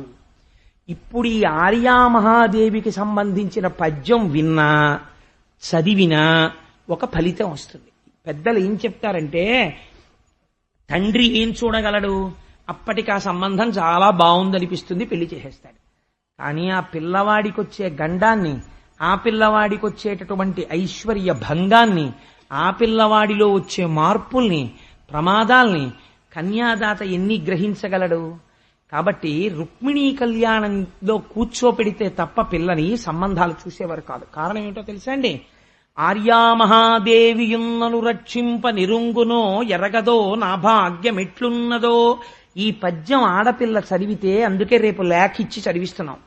ఒకవేళ నొసటన అల్పాయుర్దాయం ఉన్నవాడు, లేదా ఐశ్వర్య భంగం అయిపోయేవాడు, లేదా సంతానమును పొందలేనివాడు, ఇలాంటి భంగపాట్లు ఉన్నటువంటి పురుషుడితో వివాహం అవ్వాలని రాసి ఉంటే ఆడపిల్లకి, ఎవరు ఈ పద్యాలు వింటున్నారో, ఈ పద్యాలు చదువుతున్నారో, ఎవరు రుక్మిణీ కళ్యాణం చూస్తున్నారో అటువంటి వారి నొసట వ్రాత మారి యోగ్యుడైన వరుడు వస్తాడు. శిశుపాలుడు తప్పి కృష్ణుడు వచ్చినట్టు. అందుకని రుక్మిణీ కళ్యాణం కలిగిస్తారు. అందుకని రుక్మిణీ కళ్యాణం చేయించేవారు పూర్వం. ఆ రుక్మిణీ కళ్యాణం చదివితే, చూస్తే మనకి ఉన్నటువంటి కొన్ని కోట్ల జన్మలుగా వస్తున్న పాపరాశి వలన ఏర్పడినటువంటి కర్మవాసనలు తొలగి బుద్ధి చేత ఈశ్వర పాదములు పట్టగలుగుతాం. అది పెళ్ళైపోయిన వాళ్ళకు వచ్చే ఫలితం. కాబట్టి అన్ని స్థాయిలలో ఉన్న వాళ్ళని రుక్మిణీ కళ్యాణం ఉద్ధరించేస్తుంది. అంత గొప్ప లేఖ అటువంటి పద్యాలు. ఇప్పుడు అగ్నిజ్యోతనుడు పరిగెత్తుకొచ్చాడు. ఆ పద్యం రచించడంలో పోతన గారి పరవశం చూడండి. అసలు ఆ గంటను నడిచేటప్పుడు మొట్టమొదటి మాట చూడండి, గురువు ఏం మాట్లాడతాడో. మెచ్చ భవద్గుణోన్నతిని అమేయధనావళులిచ్చ నాకు తావొచ్చ సుదర్శనాయుధుడు వాడే సురాసురులేకమై వచ్చిననైనా రాక్షస వివాహమునన్ కొనిపోవు నిన్ను నీ సచ్చరితంబు భాగ్యమును సర్వము నేడు ఫలించే కన్యకా అన్నాడు. రుక్మిణి అనలేడు. ఎవరు చదువుతున్నారో ఆ కన్యకలకందరికీ ఇదే ఫలితం ఆ పద్యంలో. ఇది పోతన గారి అద్భుతం. ఇది పోతన గారి వెనక రామచంద్ర ప్రభువు పలికెటిది భాగవతమట పలికించు విభుండు రామభద్రుండట నే పలికిన భవహరమగునట పలికెదవే రెండు గాథ పలుకగనేలా. ఏ కన్య చదివినా అదే ఫలితం. మెచ్చ భవద్గుణోన్నతిని, నీ గుణాలు మెచ్చుకున్నాడు. అమేయ ధనావళులిచ్చ నాకు, నీ వంటి శిష్యురాలికి గురువునైనందుకు నాకు ఎంత ధనం ఇచ్చాడో ఇచ్చినట్టు భాగవతంలో లేదు. అంటే ఆయన ఎంత ఇచ్చినా ఈయనకి అంత తృప్తిగా ఉందని. అమేయ ధనావళులిచ్చ నాకు తావొచ్చ సుదర్శనాయుధుడు వాడే. సుదర్శన చక్రం పట్టుకుని వచ్చేసాడమ్మా కృష్ణుడు. సురాసురులేకమై వచ్చిననైనా, దేవతలు రాక్షసులు కలిసి వచ్చినా సరే, దిక్కుమల్ల శిశుపాలుడే పాటి. రాక్షస వివాహముననుకొని పోవు నిన్ను, రాక్షస వివాహంలో తీసుకెడతాడు. రాక్షస వివాహం అంటే పెద్దవాళ్ళ సమ్మతి లేకుండా తీసుకెళ్ళడం. 8 వివాహ విధాల్లో అదొకటి. అందుకని ఇది శరణాగతి. అందుకని శత్రువుల్ని అణిచి ఈశ్వరుడు పొందుతాడు. అందుకని రాక్షస వివాహమే ఇక్కడ. అందుకని రాక్షస వివాహముననుకొని పోవు నిన్ను నీ సచ్చరితంబు భాగ్యమును సర్వము నేడు ఫలించే కన్యకా, నీ యొక్క జీవితం ఫలించింది. ఇది రేపు కన్యలందరూ కూర్చుని పద్యాలు చెప్తే వాళ్ళందరి మీదకి బ్రాహ్మణులు వచ్చి ఆ అక్షతలు పోసినటువంటి ఆ అక్షతల్ని, తలంబ్రాల అక్షతల్ని చల్లుతారు. చల్లితే అదే నీ జీవితం పండింది కన్యకా అని ఆశీర్వచనంతో సమానం అవుతుంది. ఇప్పుడు తల్లి పరమ సంతోషాన్ని పొందింది. నేను ఎక్కడ కొంచెం బాధపడుతుంటానంటే, నా ఇంటికి అనుకోకుండా ఇవాళ నేను దాని గురించే కొద్దిగా ఆలోచన చేస్తుంటే ఎవరో నా ఎందుకు చాలా ప్రీతి కలిగిన వారు, ఆయన అస్తమానం బొప్పాయి పండుగ పట్టుకొస్తుంటారు నాకు. ఆయన ఇన్ని చెరుకు కర్రలు పట్టుకొచ్చారు. నాకైతే అనిపించింది, వారు నన్ను మన్నిస్తే కోటేశ్వరారికి ఇస్తే కోటేశ్వరారు ఇలా చేశారేమిటి అని అనుకోకండి. రేపు ఒక పని చేద్దామని అనుకుంటున్నాం. నేను ఆ చెరుకు కర్రలు రేపు ఉదయం తీసుకొచ్చి గుడికి ఇస్తాను. అమ్మవారు రుక్మిణీదేవి పార్వతీ పరమేశ్వరుల యొక్క ఆరాధన చేసింది. ఆడపిల్ల 5వ తరం నిలబడాలంటే గౌరీ తపస్సు చేయాలి. గౌరీ తపస్సు చేయించేటప్పుడు వాళ్ళు ఎంతో కష్టపడి ఏ లలితాష్టోత్తరంతోటో సహస్రంతోటో అమ్మవారికి కుంకుమార్చన చేయిస్తారు. చేయించేటప్పుడు ఇవాళ రేపు ఎలా అయిపోయిందంటే ఆ కుంకుమార్చన మీద ధ్యాస ఉండదు. అని ఉంటారు. ఎందుకంటే వీడియో ఉందటు, ఫోటోగ్రాఫర్ ఉన్నాడటు. అది మిమ్మల్ని రక్షించదు. జ్ఞాపకం పెట్టుకోండి. మీ జీవితానికంతటికి రక్షణ గౌరీ తపస్సులో ఆడపిల్ల చేసిన ఆ కుంకుమార్చనలోంచే వస్తుంది. అమ్మవారి అనుగ్రహం అక్కడే ప్రారంభమవుతుంది. కన్య సువాసినిగా మారబోతోంది. ఆ తరువాత ఆ పిల్ల తల్లి కావడానికి అన్నిటికీ కావలసిన అదృష్టం అప్పుడే కటాక్షింపబడుతుంది. మీకు ఓపిక ఉంటే లలితా సహస్రం తప్పులు లేకుండా చదవగలిగిన 10 మందిని ఆదరించి కూర్చోపెట్టి లలితా సహస్రం చదివించండి మాంగళ్యధారణ అయ్యే వరకు. గౌరీ తపస్సు జరుగుతున్నంతసేపు ఆడపిల్ల తదేక దృష్టితో పార్వతీదేవిని ఆరాధన చెయ్యాలి. అందుకే రుక్మిణీదేవి మౌనంతో దేవాలయానికి వెళ్ళింది, ఎవరితో మాట్లాడలేదు. ఇవాళ రేపు పెళ్లిళ్ళంటే ఎలా తయారయ్యాయంటే గౌరీ తపస్సు వీడియో ఇనపెట్టి పెట్లో ప్యాకెట్ల మీద రాసేసిన పేర్లు, ఎవడొచ్చాడు, ఎవడికి పెడదాం, మీల్స్, కాంట్రాక్ట్. అసలు తన కూతురు అభ్యున్నతి చూసుకోవడమే పోయింది. ఏం చెయ్యాలో పోతన గారు చెప్పారు. కొన్ని మంగళసూత్రాలు చేయించి వృద్ధ ముత్తైదువులకి ఇప్పించారు. చెరుకు కర్రలు కొందరు ముత్తైదువుల్ని ముందు పిలిచి ఇచ్చారు. రేపు నేను మా ఇంటికి వచ్చిన ఆ చెరుకు కర్రలు ఇక్కడికి పంపిస్తాను. పంపించి నా ఇంట్లో ఇవాళ ఆ చెరుకు కర్రలు పెట్టగానే కొన్ని కోట్ల మంది దేవతల స్వరూపమైనటువంటి ఒక స్త్రీ నా ఎదురుగుండా కనపడింది. అనుకోకుండా వచ్చి నేను వెంటనే రుక్మిణీదేవికి నమస్కారం చేసి పోతన గారికి నమస్కారం చేసి, నేను ఈ చెరుకు కర్రలు ఇస్తే తప్ప రుక్మిణీ కళ్యాణం చెప్పకూడదని వారు తెచ్చుంటారు, ఈవిడ వచ్చి ఉంటుందని 4 చెరుకు కర్ర ముక్కలు ఆవిడికి ఇచ్చొచ్చాను. కాబట్టి ఆవిడ ఈశ్వరాలయంలో చెరుకు కర్రలు పంచింది. మన పిల్లలకి మనం ఈ సంప్రదాయం నేర్పుకోవాలి. మా గౌరీ తపస్సు అయ్యే వరకు మాట్లాడకూడదు, మీరు మాట్లాడించకూడదు, ఆ పిల్ల మాట్లాడకూడదు. కుంకం వేస్తూ తదేక ధ్యానంతో నామాలు వినాలి. చక్కగా అయిపోయిన తర్వాత ఇన్ని కోట్లు లక్షలు ఖర్చు పెడుతున్న వాళ్ళు ఇన్ని చెరుకు కర్రలు తేలేరండి, ఇన్ని పువ్వులు తేలేరా, ఇంత పసుపు, ఇంత కుంకం, ఇన్ని గాజులు, చక్కగా ఒక్కొక్క చెరుకు కర్ర, అప్పాలు, పరమ పవిత్రమైన వంటకం. అప్పాలు వండించారు భీష్మకుడు.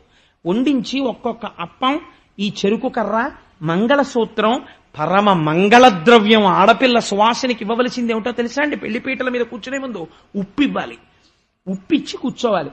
ఉప్పు పుచ్చుకొని అనకూడదు. ఆ సమయంలో మాంగళ్య దేవత కింద తాను పుచ్చుకుంటుంది. పుచ్చుకుని ఆశీర్వచనం చేస్తారు. దీర్ఘ సుమంగళి భవ. పసుపు కుంకాలతో 3 తరాలు చూసి ఆనందంగా నీ భర్త ధర్మాత్ముడై చేయి పట్టుకుని 7 తరాలు చెప్పుకునేట్టు బ్రతికి ముసలిదాని అయిపోయి పండు వగ్గైపోయి పరమ ఆరోగ్యంతో ఉన్న నీ భర్త తొడ మీద తల పెట్టుకుని నువ్వు చెప్తున్న పద్యాన్ని ఆయన పూర్తి చేస్తుండగా ఆయన ముఖం చూస్తూ మళ్లీ జన్మ అంటూ ఉంటే ఆయనకే భార్య వాళ్ళని కోరుకుంటూ వెళ్ళిపోయే అదృష్టము ఈమె పొందుగాక అని ఆశీర్వదించగలగాలి మనస్సులో. ఆ ఆశీర్వచనమే అంగరక్షయై నిలబడుతుంది. కాబట్టి ఆ చెరుకు కర్రలు పంచింది, మంగళసూత్రాలు పంచింది, అప్పాలు పంచింది.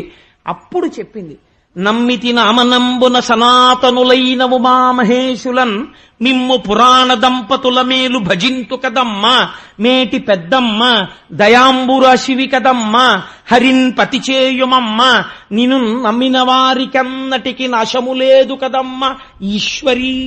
ఎంత గొప్ప పద్యం అండి! ఈ పద్యం రావద్దండి. నాకు మా అబ్బాయి అధికారం ఇస్తే నేను అడిగే ప్రశ్న ఇదే, నీకు ఈ పద్యం వచ్చా అని అడుగుతా నా కాబోయే కోడల్ని. ఇది వస్తేనే క్వాలిఫికేషన్. అంటే నేను ఎందుకలా రెచ్చిపోతుంటా అనుకోకండి, అదో ఆనందం అంతే నాకు. నమ్మితి నామనంబున సనాతనులైన ఉమామహేశులన్. ఎంత ధైర్యంగా చెప్తోందండి ఆవిడ. సనాతనులైనటువంటి పార్వతీ పరమేశ్వరుల్ని నేను ఇక్కడ నమ్మాను. ఉమామహేశులన్ మిమ్ము పురాణ దంపతుల మేలు భజింతు కదమ్మా. ఇది గౌరీ తపస్సు అంటే. అమ్మా, మీరిద్దరూ కూడా సనాతనముగా ఆది దంపతులు. ఈ లోకమునకంతటికీ వాగర్ధ వివసంపృక్తం వాగర్ధ ప్రతిపత్తయే జగత పితరౌ వందే పార్వతీ పరమేశ్వరౌ. ఎప్పటి నుంచి ఉన్నారో అమ్మా, నువ్వు ఎంత పుటమ్మ, చాలా పెద్దమ్మ, సురారులమ్మ, కడుపారడి బుచ్చినయమ్మ, తన్ను లోనమ్మిన వెల్పుటమ్మల మనంబున ఉండెడియమ్మ దుర్గమాయమ్మ అంటారు పోతన గారు. ఆయనకి ఎంత ఇష్టం. అందుకని నమ్మితి నామనంబున సనాతనులైన ఉమామహేశులన్. ఎటువంటి విశేషణం అండి! సనాతనులు, పూర్వజ అని పేరు ఆవిడికి. అన్నీ ఎప్పుడున్నాయో అంతకన్నా ముందు ఆవిడుంది. అంతటి సనాతనులైనటువంటి మీరు తరగని ఐదోతనంతో నువ్వు ఉన్నావు కదమ్మా, అలా నన్ను కూడా ఐదోతనంతో నిలబెట్టవా తల్లి, నాకు ఆ పసుపు కుంకాలు ఇవ్వవా? సనాతనులైన ఉమామహేషులన్ మిమ్ము పురాణ దంపతుల మేలు భజింతు కదమ్మ, మేటి పెద్దమ్మ దయాంబుర శివి కదమ్మ, హరిం పతిచేయుమమ్మ. ఈ పద్యం ఎవరు చదివినా అలాగే అవుతుంది. ఎందుకో తెలుసా అండి, కన్యాదాత దానం చేస్తే పెళ్లి కొడుకులో నారాయణుణ్ణి చూసే చేస్తాడు. అలాంటి యోగ్యుడైన వరుడు వస్తాడు. హరిన్ పతిచేయుమమ్మ. ఎవరికైనా అనుమానం ఉంటుందేమోనని పోతన గారు నివృత్తి చేసేస్తున్నారు. నిన్ను నమ్మిన వారికెన్నటికి నాశము లేదు కదమ్మా ఈశ్వరీ. ఓ ఈశ్వరీ, నిన్ను ఎవరు నమ్ముతున్నారో వాళ్ళకి ఎన్నటికీ నాశనమన్న మాట లేదు, రక్షించి తీరుతావు అందంతే. ఇటు తిరిగింది. తిరిగి కాలి గోటితో ఇలా రాస్తూ కృష్ణుడు వచ్చి తీరుతాడు నేను చేసిన ఆరాధనకి, నన్ను ఆ పార్వతీ పరమేశ్వరుడు రక్షించి తీరుతారనుకుందంతే. ఈవిడ సౌందర్యాన్ని చూసి రథంలో వచ్చి ఆవిడ అందం చూసినటువంటి ఎందరో రాజులు తట్టుకోలేక మూర్ఛపడి రథాల నుంచి కింద పడిపోయారు. ఆవిడిలా చూసింది అంతే. ఇదే పార్వతీ పరమేశ్వరుల అనుగ్రహం అంటే, ఇది గౌరీ తపస్సుకి ఫలితం అంటే. కనియన్ రుక్మిణి చంద్రమండలముఖున్ కంఠీర వేంద్రావలగ్ను జారుతరవక్షు నగారాతి గజేంద్రహస్తు నిబాహున్ చక్రి పీతాంబరున్ ఘన భూషాన్వితు కంభుకంటు విజయోత్కంఠున్ జగన్మోహనున్. ఆ రథంలో నిలబడి పట్టు పీతాంబరం కట్టుకుని అలవోకగా ఇలా ఎడంచేత్తో పగ్గాలు పట్టుకుని చిరునవ్వుతో రుక్మిణీదేవి వంక చూస్తూ నవ్వుతూ నించున్నటువంటి కంభుకంఠుడైనటువంటి నల్లటి మేఘం లాంటి చక్కటి నవ్వుతున్నటువంటి పరమాత్మ యొక్క దర్శనమైంది రుక్మిణీదేవికి. ఆ పగ్గాలు విడిచిపెట్టాడు, కిందకి దిగాడు, శరణాగతి చేసిన వారి కోసం తానే నడిచొచ్చాడు పరమాత్మ. ఈశ్వర వైభవం ప్రకాశించింది శరణాగతిలో. సర్వధర్మాన్ పరిత్యజ్య మామేకం శరణం వ్రజ అహం త్వా సర్వపాపేభ్యో మోక్షయిష్యామి మా శుచ. ఈశ్వర ప్రతిజ్ఞ. తానే రథం దిగి నడిచొచ్చాడు. అలవోకగా అమ్మవారిని పాణిగ్రహణం చేశాడు, చెయ్యి పట్టుకున్నాడు, రథం ఎక్కించుకున్నాడు. ఇంతమంది వాళ్ళిద్దరిని చూస్తూనే ఉన్నారు, ఎవరికి స్పృహ లేదు. రథం తోలుకుంటూ వెళ్ళిపోతున్నాడు. ఉరే ఉరే ఉరే ఉరే కృష్ణుడు ఎత్తుకుపోయాడు రా రుక్మిణీదేవిని అన్నారు. వీళ్ళందరికీ స్పృహ వచ్చింది. ఎత్తుకుపోతున్నవాడు కృష్ణుడు. పరుగు పరుగున వెనక్కి వెళ్ళారు. వెళ్లి శిశుపాలుడికి జరాసంధుడికి చెప్పారు. అయ్యయ్యో అలా ఎత్తుకుపోవడం ఏట్రా, పదండి మనందరం యుద్ధానికి అన్నారు. సుదర్శన చక్ర ధారలతో వీళ్ళందరి కుత్తుకలు కత్తిరించాడు. ఎందరో పడిపోయారు. బుగ్గన చొక్కట్టుకుని పెళ్లి కొడుకులో తయారైపోయాడు దిక్కుమాల శిశుమాలుడు. వాడు వెనక్కి వచ్చి ఏడుస్తూ వెళ్లి జరాసంధుడి దగ్గరికి వెళ్ళాడు. పక్కన నమ్ముకున్న స్నేహితుడు ఉద్ధరించేవాడై ఉండాలి. వాడి దగ్గరికి వెళితే వాడన్నాడు, బ్రతుకవచ్చునొడల ప్రాణంబులుండిన బ్రతుకు కలుగెని భార్య కలదు, బ్రతికితీవు భార్య పట్టు దైవమెరుగు, వగచవలదు చైజ్యవలదు వలదు అన్నాడు. ఒరే నువ్వు ఎంత అదృష్టవంతుడివిరా, కృష్ణుడి దగ్గరికి వెళ్ళి చచ్చిపోకుండా వెనక్కి వచ్చావా? పెళ్లి ఆగిపోతే అయిపోయింది, ఇంకో పెళ్ళం దొరుకుతుంది, బతికానని సంతోషపడరా అన్నాడు. జరాసంధుడిని నమ్ముకుంటే ఇదిగో ఇలాంటి కబుర్లే చెప్తారు వాళ్ళు. కాబట్టి బ్రతుకువచ్చునొడల ప్రాణంబులుండిన బ్రతుకు కలిగెని భార్య కలదు, బ్రతికితీవు భార్య పట్టు దైవమెరుగు, వగచవలదు చైజ్యవలదు వలదు అన్నాడు. ఒక్క రుక్మి మాత్రం, ఒక గోపాల బాలుడు మా చెల్లిని అపహరించడం ఏమిటని అపారమైనటువంటి ఆవేశంతో రథం వెంటపడ్డాడు. వెంటపడి మాసాటివాడివా మా పాపకొని పోవయే పాటి కలవా అడవిది వంశము, ఎంది జన్మించితి వెక్కడ పెరిగితి వెయ్యది నడువడి ఎవరెరుగు, మనహీనుడవీవు మర్యాదలెరుగవు మాయచే కొనిక అని మరలి రావు, నిజరూపమున శత్రుని వహంబుపై పోవు వసుధేశుడవు కావు వవిలేవు, కొమ్మ నిమ్ము నీవు గుణరహితుండవు విడువవేని విలయకాల బాణశిలీ పరంపరల నిన్ను నిహతుని చేయుదును ఆగు కృష్ణ అంటూ బ్రహ్మాండమైనటువంటి ధనుర్బాణాలు పట్టుకుని బయలుదేరాడు. మా సాటి వాడవా మా పాప కొని పోవయే పాటి కలవాడవిది వంశము. తెలియకుండానే స్తుతి చేసేస్తున్నాడు. నువ్వు గోపాల బాలుడివి, ఎక్కడో పుట్టినటువంటి వాడివి, ఆలమందల వెనకాల పెరిగినటువంటి వాడివి, నీకు మా పిల్ల కావలసి వచ్చిందా? మా పిల్లని ఎత్తుకుపోతావా? నిన్ను ఇప్పుడే తుదముట్టించేస్తాను కృష్ణ అని వస్తున్నాడు. వస్తూ ఉంటే చూశాడు కృష్ణుడు ఇంత నింద చేస్తున్నాడు. కానీ అది స్తుతి పాఠం అయిపోయింది. నిజంగా పరమాత్మకి జన్మం ఏమిటి, పరమాత్మకి వంశం ఏమిటి, పరమాత్మకి కులం ఏమిటి, ఆయనకి గోత్రం ఏమిటి, ఇది తెలియక వెర్రివాడు ప్రలపిస్తున్నాడు. ఒక్కసారి సుదర్శన చక్రాన్ని చేత్తో పట్టుకుని సంకల్పం చేస్తున్నారు. అని డగ్గుత్తికతో మహాభయముతో ఆకంపితాంగంబుతో వినతశ్రంత ముఖంబుతో శృచిచల ద్వేణీ కలాపంబుతో కనుతో ఇంజడిగొన్న భాష్పములతో కాంతాలలామంబు మురొక్కిన రుక్మిన్ తెగవేయబోకమడిషన్ కృష్ణుండు రోచిష్ణుడై. అసలు కన్నులంబట నీరు పెట్టవలసినటువంటి అవసరం లేక తన కడగంటి చూపులతో లోకములకు ఐశ్వర్యములనీయగలిగినటువంటి శ్రీ మహాలక్ష్మి తన తోడబుట్టినటువంటి వాడు మరణిస్తాడేమోనని ఇంకా పెళ్లి కాకుండానే కృష్ణుడితో వెడుతున్నది భయపడిపోయి అని డగ్గుత్తికతో, కంఠంలో మాట రాకుండా అని డగ్గుత్తికతో మహాభయముతో ఆకంపితాంగంబుతో వణికిపోతున్న శరీరంతో ఆయన కాళ్లు పట్టుకుని శృతిచలద్వేణీ కలాపంబుతో కనుదోయింజడి కొన్న భస్మములతో కళ్ళ వెంబట నీళ్లు కారిపోతుండగా, నేను కోరుకున్న వాడితో పెళ్ళయిందని మా తండ్రి సంతోషించాలా? ఈ సంతోష సమయంలో తన తల కొరివి పెట్టవలసినటువంటి పెద్ద కొడుకు మరణించాడని విచారించాలా? అందుకని ఈశ్వరా నా అన్నకి ప్రాణభిక్ష పెట్టు అని ఆయన పాదములు పట్టుకుంది. పోతన గారు అన్నారు, రేవులవారంగురిగి అన్నారు వచనంలో.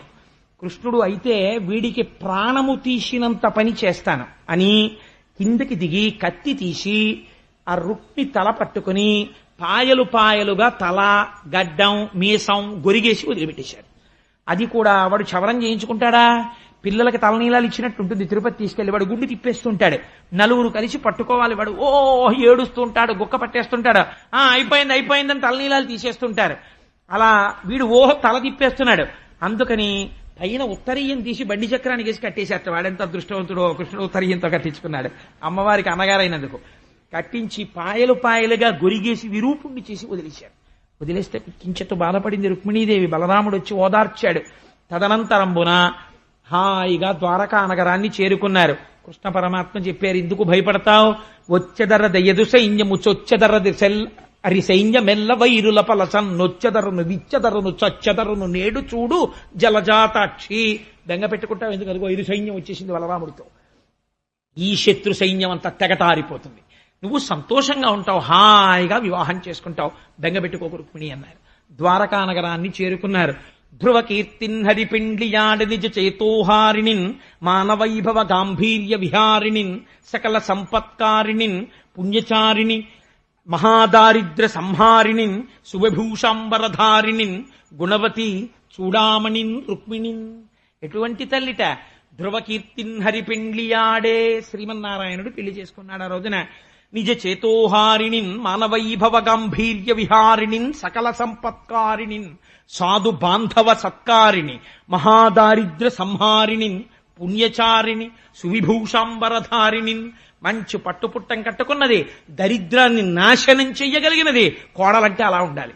కాబట్టి దరిద్రాన్ని నాశనం చెయ్యగలిగినది, ఇంటికొచ్చినటువంటి బంధువుల్ని స్నేహితుల్ని ఆదరంతో చూడగలిగినది, పుత్రపౌత్రాభివృద్ధిగా వంశాన్ని పెంచగలిగినటువంటిది, చక్కటి చిరునవ్వుతో అందరినీ ఆదరించేటటువంటి స్వరూపమున్నది, మంచి గుణములు కలిగినటువంటిది. ఇటువంటి రుక్మిణీదేవిని కృష్ణుడు ద్వారకానగరమునందు పెద్దలందరి సమక్షములో వివాహమును చేసుకున్నాడు. రేపటి రోజున కాకినాడ పట్టణము ఎవరైనా మీ దగ్గరికి వచ్చి ఏ ఊరండి ఇదని అడిగారు అనుకోండి, ఏం చెప్పాలి? ద్వారకా అని చెప్పాలి. మనందరం ద్వారకావాసులం. అంతమంది ద్వారకావాసుల సమక్షంలో అదిగో వేదిక సిద్ధమైపోతోంది. మీకు శుభలేఖలు ఇచ్చేశారు, పెళ్లివారందరూ వచ్చేశారు, అగ్నిజ్యోతనుడు వచ్చేస్తారు. అనగా ఆదిలక్ష్మి అయిన రుక్మిణితోడ క్రీడ సల్పుచున్న కృష్ణ చూచి పట్టణంబులోని ప్రజలుల్లసిల్లిరి ప్రీతులగుచు ముక్త భీతులగుచు. అనగా ఆదిలక్ష్మి అయిన రుక్మిణితోడా, ఆ శ్రీ మహాలక్ష్మియే రుక్మిణీదేవి. ఆవిడ పక్కన కృష్ణుడు కూర్చుంటే ఆవిడ మన మొరలు వినిపిస్తుంది, దయాశాలి అయి మనల్ని రక్షిస్తుంది. ఇంకా మనకేం కావాలి? మన అందరం భయాలు వదిలిపెట్టి పరమ సంతోషముగా ఉండవచ్చు. ఇవాళ మీరు చెవులతో ఏది విన్నారో దాన్ని రేపు కన్నులతో జుర్రబోతున్నారు. శ్రీముద్రాంకిత గోవింద కష్ట నివారణ గోవింద గోవింద హరి గోవింద గోకుల నందన గోవింద వజ్రమకుటధర గోవింద గోవింద హరి గోవింద గోకుల నందన గోవింద వరాహమూర్తివి గోవింద గోవింద హరి గోవింద గోకుల నందన గోవింద పాప వినాశక గోవింద గోవింద హరి గోవింద గోకుల నందన గోవింద పాహి మురారే గోవింద గోవింద హరి గోవింద గోకుల నందన గోవింద లక్ష్మణగ్రజ గోవింద గోవింద హరి గోవింద గోకుల నందన గోవింద లక్ష్మీవల్లభ గోవింద గోవింద హరి గోవింద గోకుల నందన గోవింద వసుదేవతనయ గోవింద గోకుల నందన గోవింద దినకర తేజ గోవింద గోవింద హరి గోవింద గోకుల నందన గోవింద పద్మావతి ప్రియ గోవింద గోవింద హరి గోవింద గోకుల నందన గోవింద ప్రసన్నమూర్తి గోవింద గోవింద హరి గోవింద గోకుల నందన గోవింద నిత్య శుభప్రద గోవింద గోవింద హరి గోవింద గోకుల నందన గోవింద అఖిల లోకేశ గోవింద గోవింద హరి గోవింద గోకుల నందన గోవింద పరమదయాళో గోవింద గోవింద హరి గోవింద గోకుల నందన గోవింద శ్రీనివాస గోవింద గోవింద హరి గోవింద గోకుల నందన గోవింద శ్రీ వెంకటేశ గోవింద గోవింద హరి గోవింద గోకుల నందన గోవింద శివ శివ కరుణాబ్ధే శ్రీ మహాదేవ శంభో సర్వం శ్రీ ఉమామహేశ్వర పరబ్రహ్మార్పణమస్తు స్వస్తి.